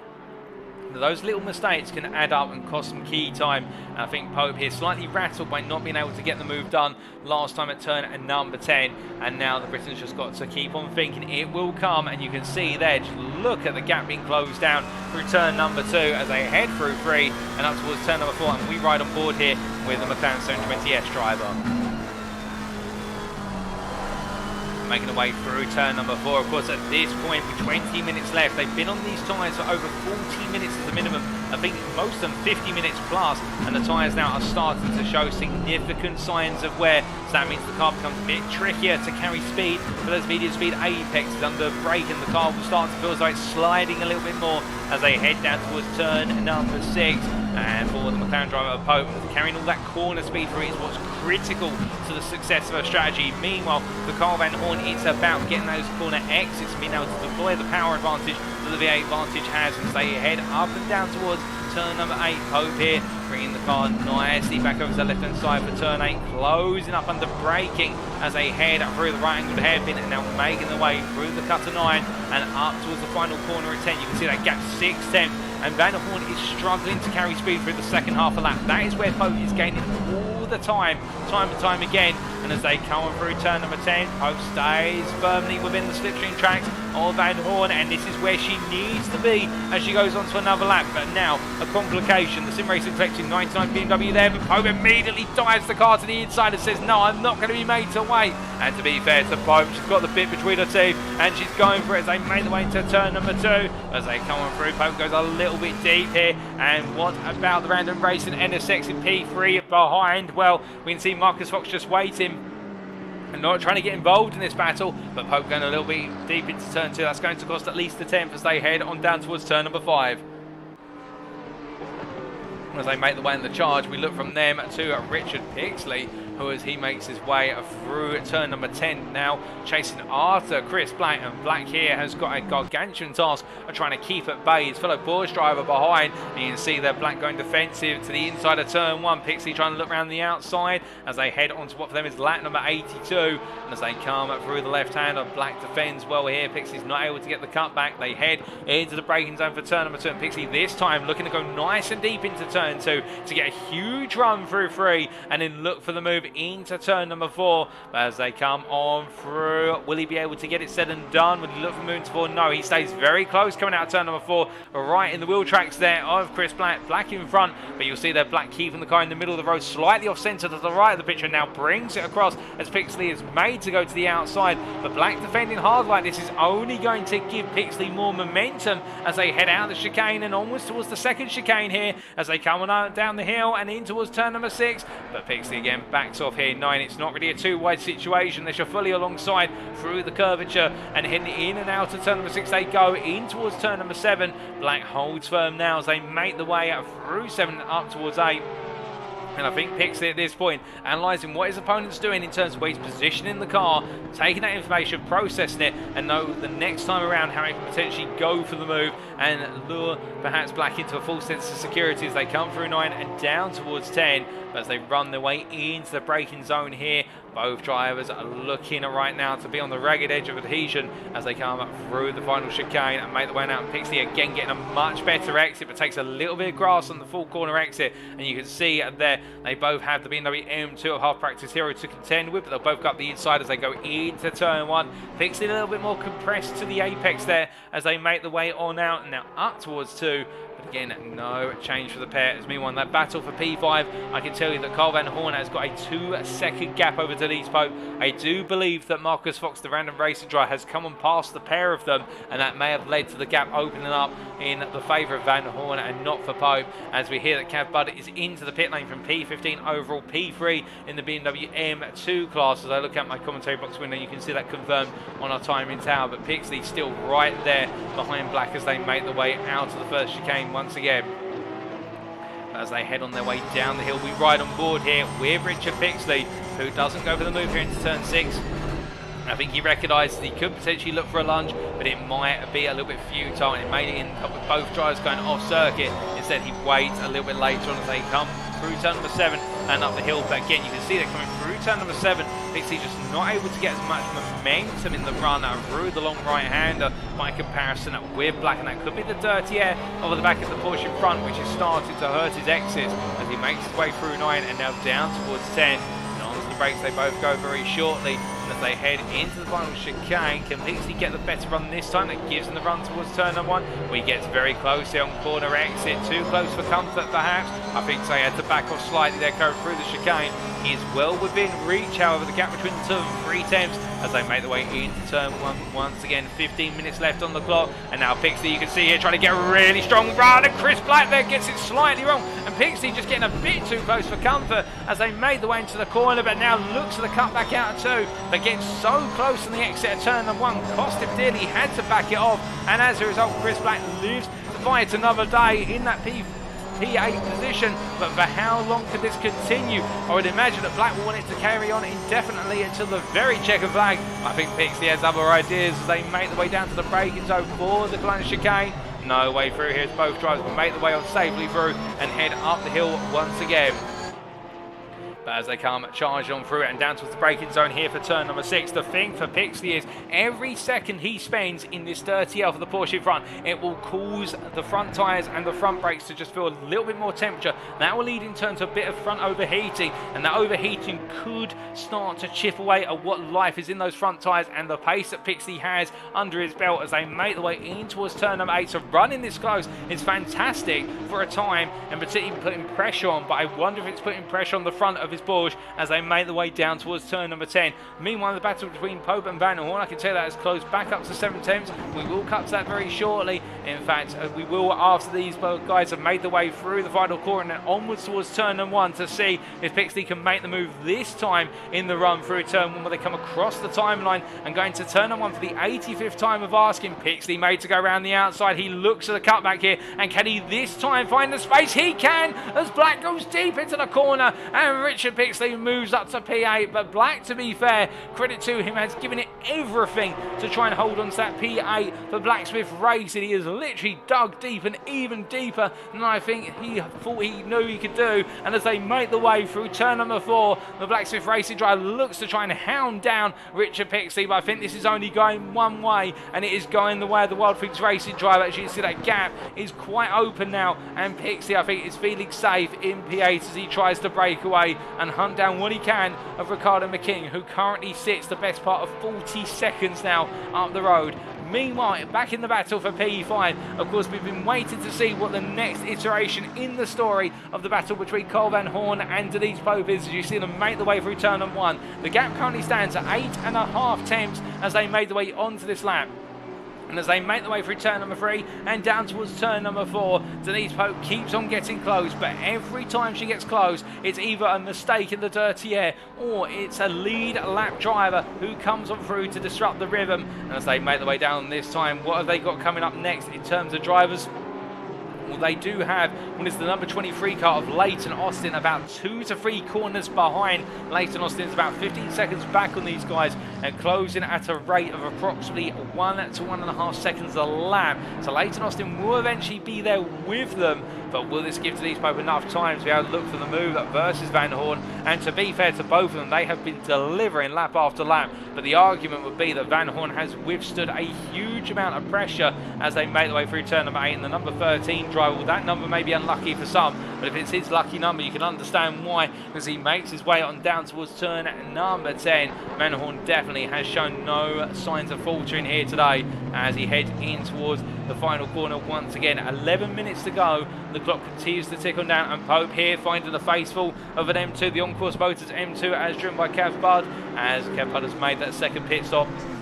And Pope now falling a lot further back, 1.4 seconds back as they head into turn 1 this time around. I don't think it's all over yet in this battle, but what I can also tell you while this is going on, Daryl Young only moments to go, just set a 1 minute 40 versus Marcus Fox, the 31.0. I'm hearing in my ear that Daryl Young had a mistake off circuit, and on top of that, Leighton Austin is now within 10 seconds of Marcus Fox. Well, Marcus Fox is closing at quite a rapid rate of knots versus Daryl Young. The gap is 6.2 seconds, albeit he has had a bit of traffic to contend with over the last couple of laps, so perhaps it's going to cause the gap to reopen back on out. But I wonder here whether there's going to be a last spin of the tails. We're hearing that Mike Landriff is into the pit lane for a second stop. He's not quite been able to go to the end as Mike Landriff, and he's down in P11 at the moment. But the key thing is here is Marcus Fox can keep up this pace, and Daryl Young makes any more mistakes. We'll have to wait and see whether there's any sign of lap times falling, perhaps a whack to the wall or anything in between. But if Daryl Young is losing pace,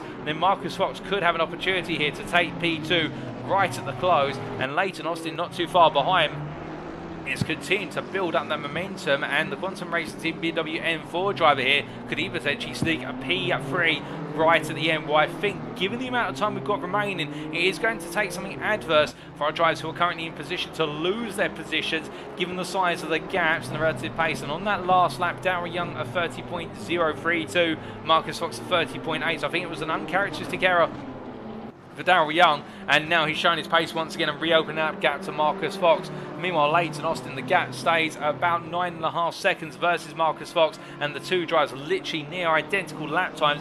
Marcus Fox a 30.870, Leighton Austin a 30.815. Leighton Austin is closing up gradually to Marcus Fox, but nowhere near quickly enough to entertain that prospect of a move coming into this race, unless there is a major error for one of the drivers now. And meanwhile, looking back to that battle for P5, here it is in the long train of cars making the way in towards the chicane. At the front of this group of GT3s, that's Marcus Fox, and then it is, of course, what is there, the Adwiser charity machine being piloted by Jan Barth, as we see here the German driver making his way on through the chicane, running P12 at the moment, gaining the one place off of Simon still, but he's still got 3 laps to close on down to Mike Landreth in P11. I don't think it's going to happen unless there's a late retirement for Landreth, and well, Jan Barth here still enjoying the racing and putting everything together, and the lap times high 32s on a regular basis here, matching the pace of companies such as Chris Black, also Peter Gersbergen and Mike Landreth. So you have to feel for the team. If they had not had those disconnection issues last time out, where could they have been? And it's the same question today, but still they carry on all the way to the finish here as they make the way on out to the final corner and head on to the last few laps remaining. But as they head across that timeline, we've not got long to go, and well, speaking of not having long to go, Denise Pope does not have long to potentially take that P5 off of Van Horn, as we see her making her way through turn number 1.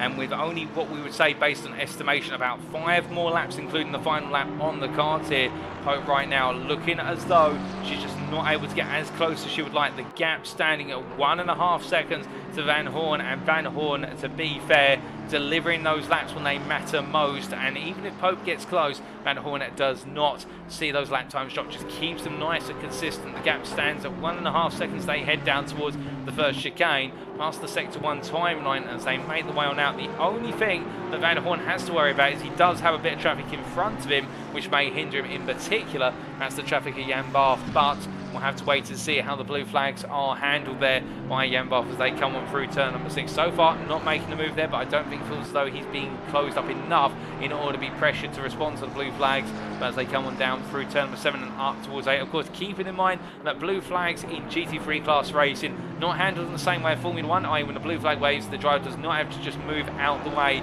but instead the responsibility is on the faster driver to make the way on past safely, but it's also the responsibility of the driver being lapped to drive in a regular manner, i.e. they're not to do a sudden direction change, or suddenly slam on the brakes early, or a huge lift off, etc., in order to be able to negotiate the situation.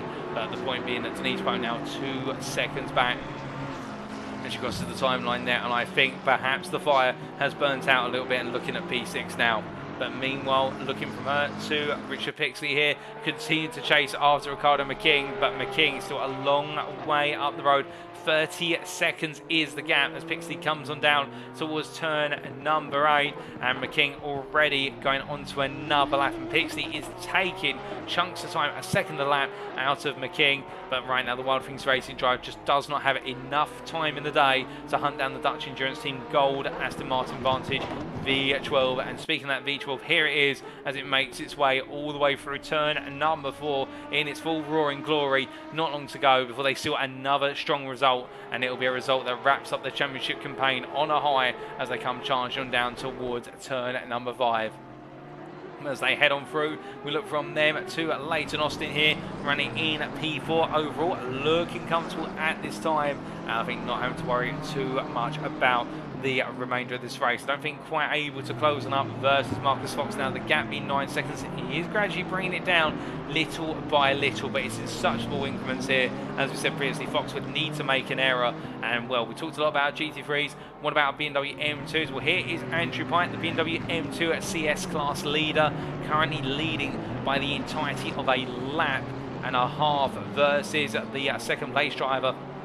And the Sim Racing Collective 99 machine charges on towards the finish, not having made a single mistake so far today. And then we do have, of course, half practice hero here, as piloted by Just Luna, the Dutchman in the number 37 machine.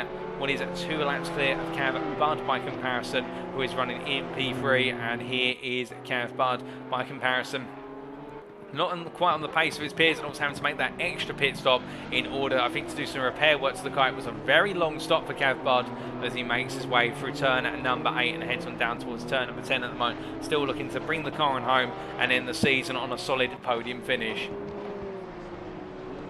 As he heads on through in towards turn number 10, we can see there no real change in ambient temperature or anything on those lines. No rain expected at any point today, and that has come through to fruition.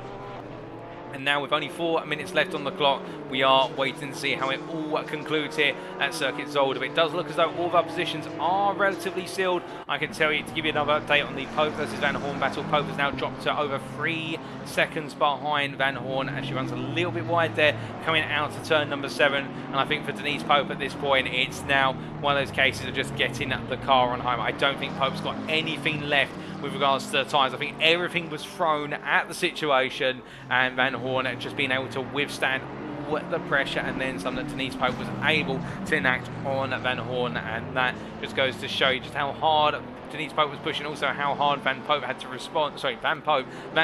to respond in order to keep the place alive. And well, credit to Cole Van Horn, he's run it to P5 all the way through, and despite the battling with Denise Pope, with Ricardo McKee, and also Jeroni Jongen, also with Chris Black, and also Peter Kasbergen and Sandra Jacobs, he has withstood the test of time. And now with only 3 minutes left, assume no more errors. We don't want to wish anything on anyone. No commentator's curse, hopefully, on anybody here today to wrap everything up. But Carl Van Horn right now, I think, can take a breathe a sigh of relief and just think to himself, all he's got to do is keep the car pointing in the right direction, as Pope now has dropped to 6 seconds back, and I think it's completely turned the car down. Might even be needing to do some fuel saving to guarantee the car can get to the end, given how hard Pope has pushed time and time again. But looking at format Carl Van Horn, we look to our P3 driver here of Marcus Fox as he makes his way out to turn number 7. The gap between himself and Daryl Young gradually open up the other way in terms of going against him. The gap now standing at 8.3 seconds after it came down quite dramatically after an error from Daryl Young, but Young now outpacing Marcus Fox by about 7/10 of a second a lap. And the Random Racing Honda driver here just looking to bring home the final step of the podium as he comes into the pits, in fact, very late on. And this, surely not, this is going to give Leighton Austin very late in the day a P3 out of nowhere. And I think Leighton Austin's not going to be able to believe this. And Quantum Racing team neither, but Marcus Fox in the end trying to go all the way on a one-stop strategy, which has been the optimum for the race, and it has been the optimum here today. But Fox, I think, just running out of fuel with effectively 2 laps left. And for Marcus Fox, this is not the way he's wanted it to go. We are just waiting to know how long he spent stationary. I think it's only going to be a very quick splash and dash of fuel as we see Leighton Austin now up into P3. I think Carl Van Horn's not going to be able to capitalise on this, given the fact he's effectively a lap down on Marcus Fox. So therefore Marcus Fox will be coming back out in P4, and we'll very shortly see that, as we're to understand it, as Fox making his way out of the pit lane at the moment. Yes, he is indeed. And Marcus Fox's pit stop, yep, 8.8 seconds. And that goes to show you it's a very late, it's an emergency fuel stop, and Marcus Fox losing out on P4. Or as it, will we be seeing any other last minute dashes to the pit lane here for drivers? We don't want it to happen to anyone, of course, and Marcus Fox has been caught out as he makes one around, and Mike Landreth as well. As meanwhile, we look here to Sakari Lehtinen, who goes on to the final lap of the race as he heads on through turn number 1, and the Lehtinen Racing Team Honda Racing driver here fully in control of this race. 2 laps up on the rest of the field as he comes through at turn 2 and 3 and makes his way out towards turn number 4, and absolutely flying, well, effectively 1.5 laps, but he has gained a whole lap on the field effectively as he makes his way on around, and as he comes charging all the way down towards turn number 5. It's only one more run of the Zolder circuit between himself and a perfect score to crown himself champion in the GT3 class. So it'll be 4 wins out of 4 that are counted out of the 5 results, with the best scores counting and the worst score being dropped. As he makes his way through the chicane, there's not long to go. And as he heads on through turn 6 and 7, it started off with a brilliant battle at Circuit Spa-Francorchamps versus Harry Phillips. They went to Donington Park and it went the way of Harry Phillips, but then since then at Watkins Glen, at the Circuit of the Americas, and here today, it has been the Lehtinen show from start to finish. Nobody has been able to come anywhere close to this pace, where it's been in qualifying or the race. It has been absolutely on point. There was one moment today where it looked like it went wrong coming out of the chicane, but he kept it away from the wall. unsettle, and as he comes through the final corner, he will be your winner and your GT3 champion for the 2.4 World Tour Season 2. Kieran Lehtinen has done it for Lehtinen Racing. The Flying Finn takes the win here today at Circuit Zolder in absolutely monstrous fashion, and credit to him. Next up, it will be Daryl Young, who comes on through the final chicane to take P2 as he comes to the line very shortly, crossing the line there as the fireworks go off, but also having already crossed the line, here is the Sim Racing Collective 99 machine, piloted by Andrew Pike. They brought it home to make it 3 wins versus Rapid Drivers Club Slowpokes is 2, and as he heads on back to the circuit now, the number 99 driver here, much like Kieran Sharp, his teammate who did the first stint, they have been absolutely on point every race. And when it's gone wrong, it's not been due to them making a mistake, it's been because of circumstances out of their control, but deserved championship winners in the Bmw M2s class for Season 2 of the 2.4 World Tour, sponsored by Watkins Racing. Meanwhile, coming back to our GT3 grid, Leighton Austin, the end, Quantum Racing Team's Leighton Austin taking a P3 in the class in the end, ahead of Marcus Fox with that very late fuel stop, an unexpected stop, but Leighton Austin showing that perseverance pays off, and Marcus Fox coming to the line, P4 there. A frustrating end to a day which has been near perfect for the Austrian, but just not enough fuel to bring home that final step of the podium. Carl Van Horn holding on to bring home P5 ahead of Denise Poe as they gradually make their way on through. And well, we can see that all the stands: Ricardo McKing P7, Richard Pixley P8, Chris Black P9, Peter Gansbergen P10, Mike Landry P11, Jan Barth P12, Pike, as we said earlier, P13 overall, the winner in the Bmw M2s class. Yusa Luna for half practice hero, second place in the Bmw M2s, as we see Luna making his way on around, and it's going to be Camp Bud who completes the Bmw M2s podium. But brilliant racing from all of our drivers, there's no doubt about that, and we'll be back very shortly, ladies and gentlemen, to bring you the post-round interviews with our race winners. Don't go anywhere, you won't want to miss them.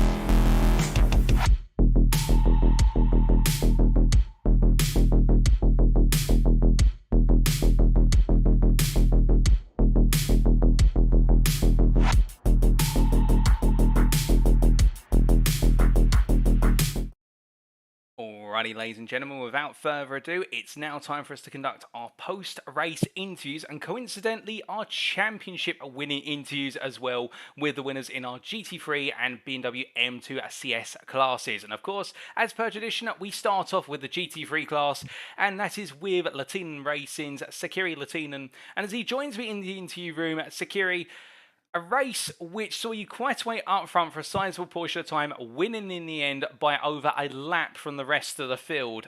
A Schumacher-esque style race, if you will. It must feel brilliant to end the season, not just on a race win at Circuit Zolder, but also knowing you have scored a perfect score this season. 4 wins out of 4 will be counted to your final points tally. Yeah, thank you. It was definitely a lonely race up the front, but yeah, still plenty of fun. And history, I guess, repeats itself. It was the same in Season 1, in the last race at Mount Panorama, where I managed to lap the whole field at that race as well. Oh, goodness me. You're not just Mr. Consistent across a single race, nor across a whole season, but of course over multiple seasons. I have to ask you, what's the secret to your success with that Honda? Because you just look so smooth in the car. I mean, we saw Marcus Fox, he's in the Honda as well. He's looking fast, but he just does not seem to have what the knack or tenacity or whatever it is, that secret ingredient you have to make that Honda a success. What's the story? Well, it's really the only car I've ever driven on this game. So getting used to it now after many, many hours.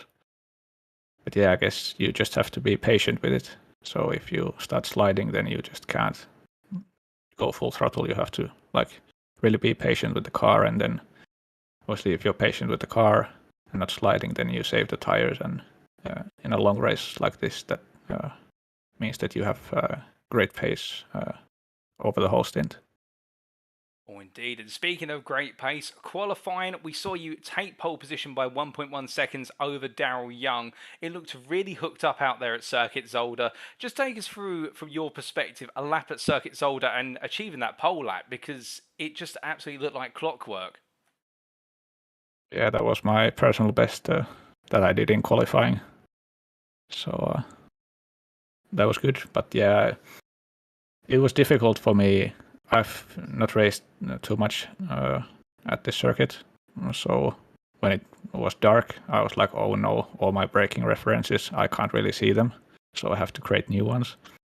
So yeah, that was a challenge, but yeah, once you found the braking markers for each turn, then you just try to brake in a straight line and then make sure you hit the apex and then power through to the next corner. And then obviously you have to get a bit lucky with the chicanes when you just drive really at the big curbs and then hope the car doesn't bounce anywhere. But yeah, it's not easy to put a lap together, but in qualifying I managed to do a magical lap.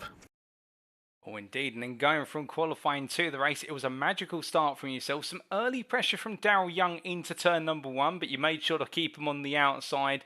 Just take us through that opening lap, because it did look as though there was some early pressure on, plus also perhaps a little bit of nervousness over the turn 5 chicane curve being the first lap and some cold tyres. Yeah, for sure. Obviously, fuel is always critical in these races, so I was saving the whole formation lap and had blue tires at the start, so yeah, 24 psi or something like that. And then yeah, just try to bring up the tires slowly and not slide too much, and obviously avoid the curbs to not get a puncture. I think I did manage to get a puncture on the left rear at the first stint, but it didn't really affect the stint at all. But oh, well, even despite the punch, it didn't have too much an effect on your race. And as time went on, just taking us through, obviously, you're saying about in qualifying, those curves, very treacherous, also racing in the dark. That just adds to the difficulty in terms of you've got to find those braking points, but once you've got them clocked in, keep them in mind. And doing 2.4 hours at Zolder is absolutely punishing on driver and car as well. And also throwing a bunch of M2s into the mix that you've got to try and find your way on through. What enables you to keep your focus over that time? Because every lap you delivered, I think we only saw you drop into the 30s right towards the end of each of your stints. Otherwise, it was 29s pretty much every lap. It was so precise. yeah, definitely maintaining focus is key on this track, and then having a rhythm to go with that. And obviously when you have traffic, then the rhythm goes away and it's easier to lose focus. And obviously, towards the end of the stint, you start losing the grip with the tires as well. So yeah, I had a couple of mistakes towards the end of both of my stints. So yeah, with some traffic ahead and yeah, just lost focus for a split second, and then you're facing the wrong way, and yeah. Yes, so on that mistake in particular, we saw at the Kleiner chicane at turn 5, I believe you hit the curb a little bit too high, and that brought the car down rather aggressively. Just take us through what exactly happened there, because it was very close to the wall almost. Yeah, well, I just had a big bounce from the curb, and I wasn't really focused. I was focused on the mirror, like watching the lap cars I had just passed, and then obviously then you get a big bounce and then start sliding, and it's not easy to save the car in that situation. So yeah, went into the grass there and then lost about 10 seconds, but yeah, it was fine. It was towards the end of the stint, so obviously it didn't affect the tires at all. And yeah, managed to keep going.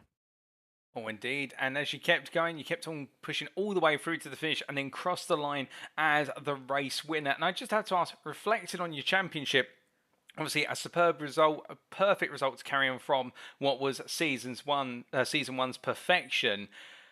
Over the course of the championship, we saw a very close rivalry between yourself and Harry Phillips, which really manifested itself at Donington Park. But then we saw a bit of drama at Watkins Glen, where Phillips had that drive-through penalty that took him effectively out of the race. Did you always feel throughout the start that it was going to run like it did at season 1, or were there moments where you're thinking perhaps Harry Phillips or other members of the grid would be able to upset that rhythm? But for sure, the first 3 races were pretty close, in my opinion. Definitely was a challenge in the rainy Spa, trying to keep it on the track with the changing conditions. And then obviously Donington, my car isn't really good there, and yeah, lots of traffic as well, which I'm not the best at managing. So yeah, that was a challenge. And then obviously Watkins was a fuel-saving race, so managed to extract a good pace from the car while still saving fuel. And then obviously the last two races with less than 20 people on the grid, it was a bit easier to get the win. But yeah, still a couple of fun races at the end of the season as well. Oh, indeed. You looked as though you're enjoying yourself out there. And I have to ask, with regards to what lies next, what's on the cards for the Lehtinen Racing Honda on ACC? Well, I'll keep doing the low fuel motorsport, and then I just signed up for the Mini Enduro Mayhem, which starts on Saturday. So with a Rapid Drivers Club, and going to do it solo again, a bit longer races, but yeah, hopefully have some fun there as well. Oh, goodness me. Now, that is going to be a big test for those races being up to 4.5 hours in length. But all I can say, Security, is I wish you well in participating in that. And I'm sure you're going to absolutely shock the field with your sheer pace in the Honda. Just before we do let you go, however, is there anybody you'd like to give a shout out to or say thank you to live on the broadcast today? Well, as always, thanks to everyone who joined the races, and then obviously congrats to everyone who finished this last difficult one, and thanks to yourself for the broadcasts. I'll be sure to go watch them again after a couple of weeks. Well, that's very kind of you to say, Security, and I think everyone at Rapid Drivers Club will appreciate your kind words. But with that, once again, let me say not just congratulations for taking the win today, but also congratulations on a perfect title defence in Season 2 of the 2.4 World Tour, brought to you by Rapid Drivers Club and Wild Things Racing. A superb driving through and through. Thank you. So we're coming from one championship winner in our GT3 class and an absolutely dominant drive today from Lehtinen Racing, Sakiri Lehtinen, to now our Bmw M2s class in the form of the Sim Racing Collective at 99, piloted by Kieran Sharp and Andrew Pike. As they join me in the interview room, Kieran, Andrew, let's start with the elephant in the room. It wasn't the race you guys wanted today with the absence of the Rapid Drivers Club team due to their personal circumstances. Just had to ask from your perspective, did that put a bit of an odd spin on today? Oh, definitely. obviously it's been close throughout the whole championship, despite actually barely actually going side by side in many of the races. It's always been one way or the other for each one of us, and somehow we end up on the exact same points going into this, with only being ahead on countback. And we were looking forward to actually finally going at it one final time, and hopefully actually going hard on track next to one another. Unfortunately, due to hardware failure for Alex Nuz's substitute, Tom Davidson, they weren't able to join the grid this evening. But yeah, it was really unfortunate. It would be nice to fight out right to the very end. Oh, indeed. But still, not having them in attendance today, it's not all done until you made at least 50% of the race and therefore were accredited 4 points in today. So as a result, it still had to get the job done. And what a brilliant way to start off the job by taking pole position in the qualifying session by a comfortable margin of over a second. I have to ask, for you guys, Circuit Zolder in the BMW M2s racing machine, is that a bit of a comfort zone, or given the conditions we had and how freezing cold it was, perhaps it was out of your comfort zone? It was certainly tricky, and in the dark with the low visibility, it's hard to spot braking points in the M2, as the brakes are really tough, really easy to kick in the ABS. So if you go that little bit too deep on the brakes, you're going to be going miles long from the apex. Definitely made a challenge.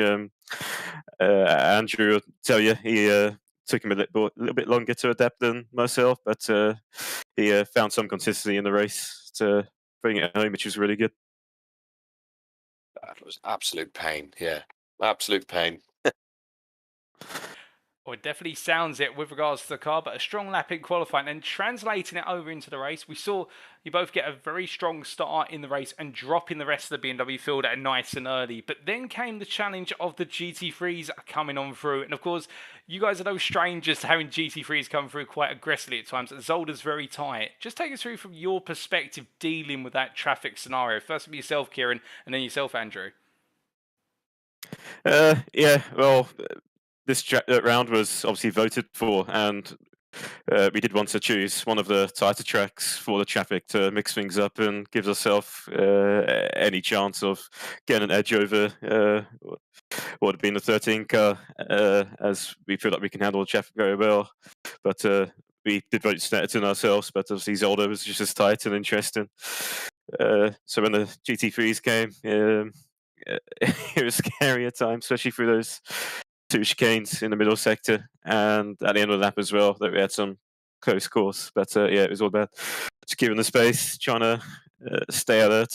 It's had hard visibility as well, so you were just seeing these bright lights coming towards you, and you just had to react. Yeah, but we had luckily a huge gap, and we could play it safe at times. Oh, indeed. And with regards to yourself, Andrew, how about your perspective, particularly on delivering that second and final stint of the season? As Kieran said, it was mostly risk management. We knew we had the gap. The GT3s were pretty good by comparison. Tonight, in some rounds, we've had, I mean, you've probably seen it on a lot of the streams, either us or Nunes have had an altercation of some kind with a GT3 in every round. Tonight was much better in that regard. The track keeps you on your toes, so that with the traffic coming out of nowhere made it interesting. Certainly, you'd think it would be boring, but I didn't really get the chance to get bored because you're permanently looking, especially by the time I got in the car, the field had spread out substantially. So almost every lap, I was faced with a car, if not two, to notice come in and then make sure I don't miss if they lunge, and turn in and take them out or anything like that. So it certainly kept the pair of us on our toes. But just to reiterate how much of a shame it was that we didn't get to have the scrap that we had prepared for. As Kieran said, I found it a little bit hard to adapt to that car in those temperatures in the dark. In practice, it was tricky. So we were expecting this to be really hard work.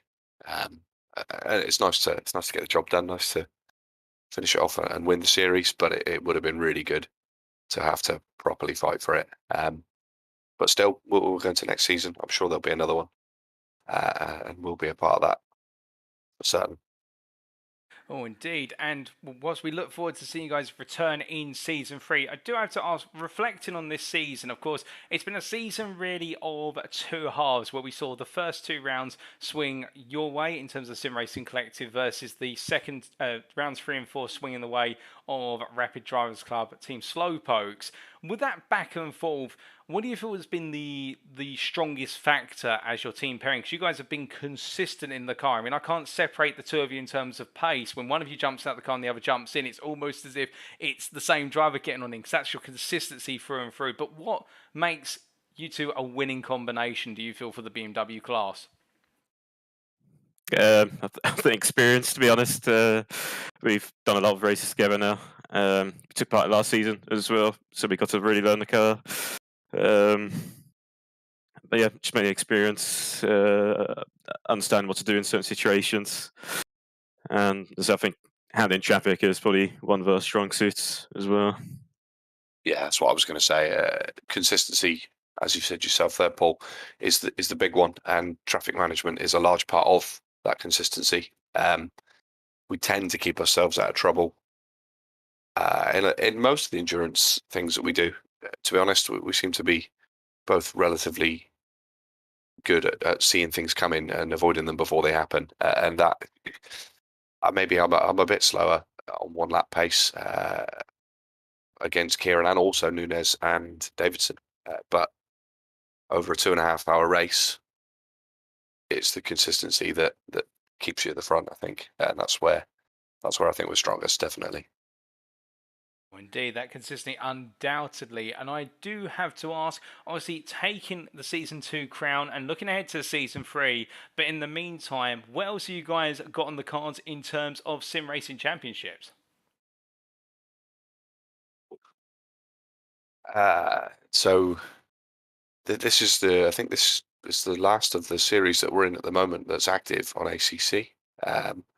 We do also have a team on iRacing a fair bit. So you'll see us popping up in various things on there. And then there's another touring car league coming up that we took part in the other night. You'll catch us on that. But as far as ACC goes, I think short of a couple of enduros that are coming up, we might have a bit of a quiet spell over the winter. There's definitely a couple of enduros ahead that we've signed up for. I know that. But no leagues in the short term, which is kind of nice to have a break as well sometimes. We put a bit of time into this to make sure that we're competitive. So to have a bit of time to just enter a few things sort of last minute, if you like, I think will be quite nice. Oh, indeed, it will be good to see you guys taking part in some other series, and as you say, a last minute, so jumping straight in and right into the thick of the race in action. And I'm sure, given the success you guys have had in the Bmw M2s, whichever car you take your trade to, you're going to perform strongly. But just before we do let you go, gents, is there anybody you'd like to say thank you to or give a shout out to live on the broadcast? Starting with yourself, Andrew. For me, yourself, another quality season of streams. Nice one for that. And also to Nunes for putting in all the legwork for this to go ahead, especially when he has been unable to take part in a couple of rounds of the season. Still made sure that everything has gone ahead properly. Without that, we wouldn't have anything to do at all. So both of you guys, yeah, well done and thanks a lot. And how about yourself, Kieran? Yeah, basically same what Andrew said there. All the effort you guys put in to make it a good championship, as well as everyone else who's turned in, week out. It's been really fun racing everyone in this championship. Really cool format, having the multi-class aspect of it as well. Makes it very interesting, creates some action as well.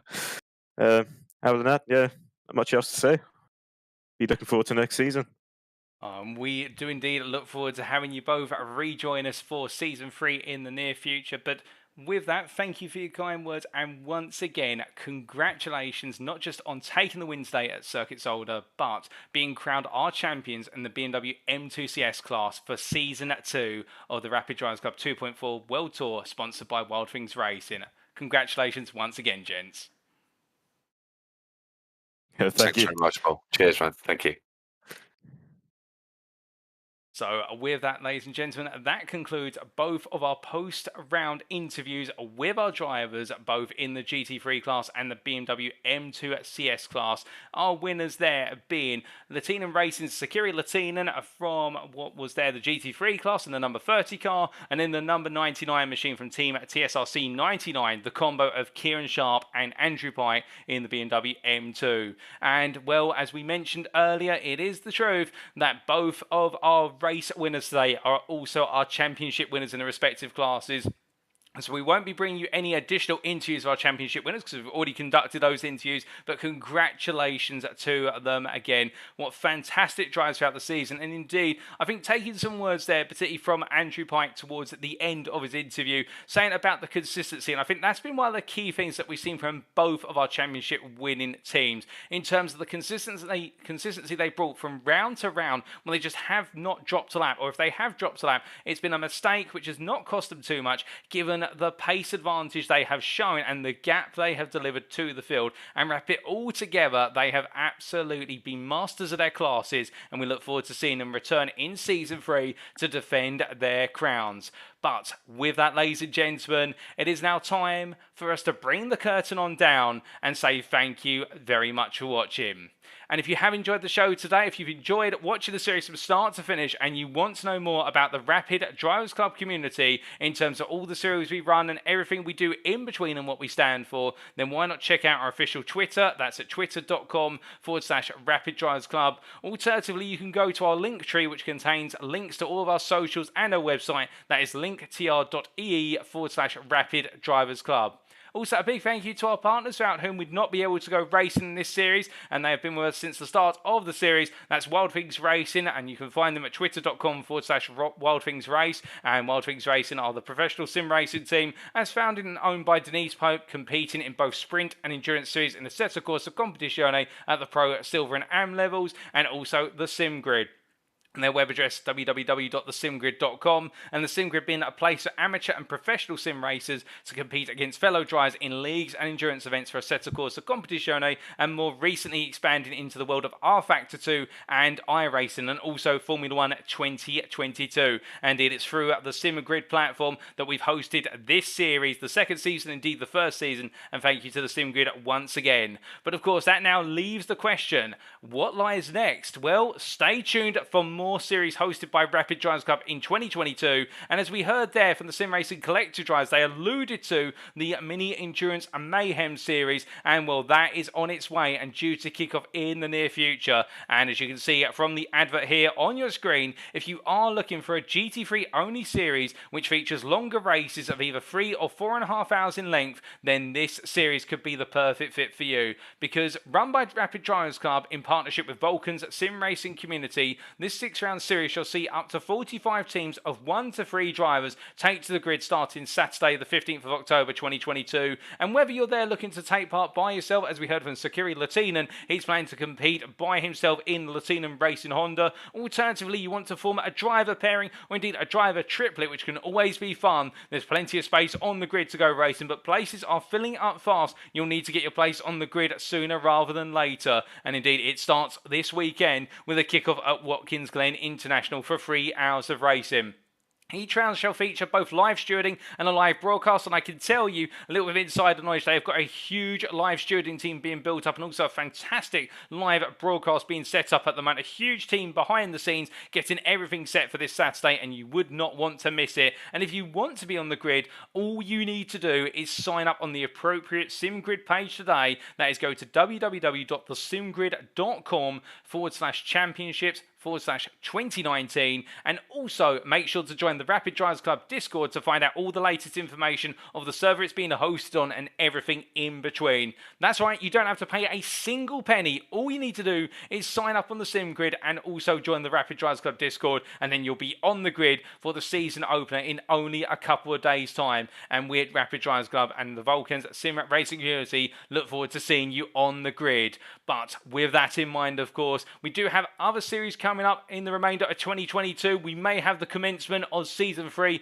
of the 2.4 World Tour that may kick off in 2023. We'll have to wait and see. But with that, ladies and gentlemen, that's all we've got time for today. I've been your host and commentator, Paul TX141 Walsh, also known as Britain and Spit, depending on what media you follow me on. We have been the Rapid Drivers Club. This has been the 2.4 World Tour, as brought to you in sponsorship with Lehtinen Racing. And until next time, as we bring the curtain down for the final time today, remember to stay safe, stay well, stay smiling, but most importantly, remember to stay on track.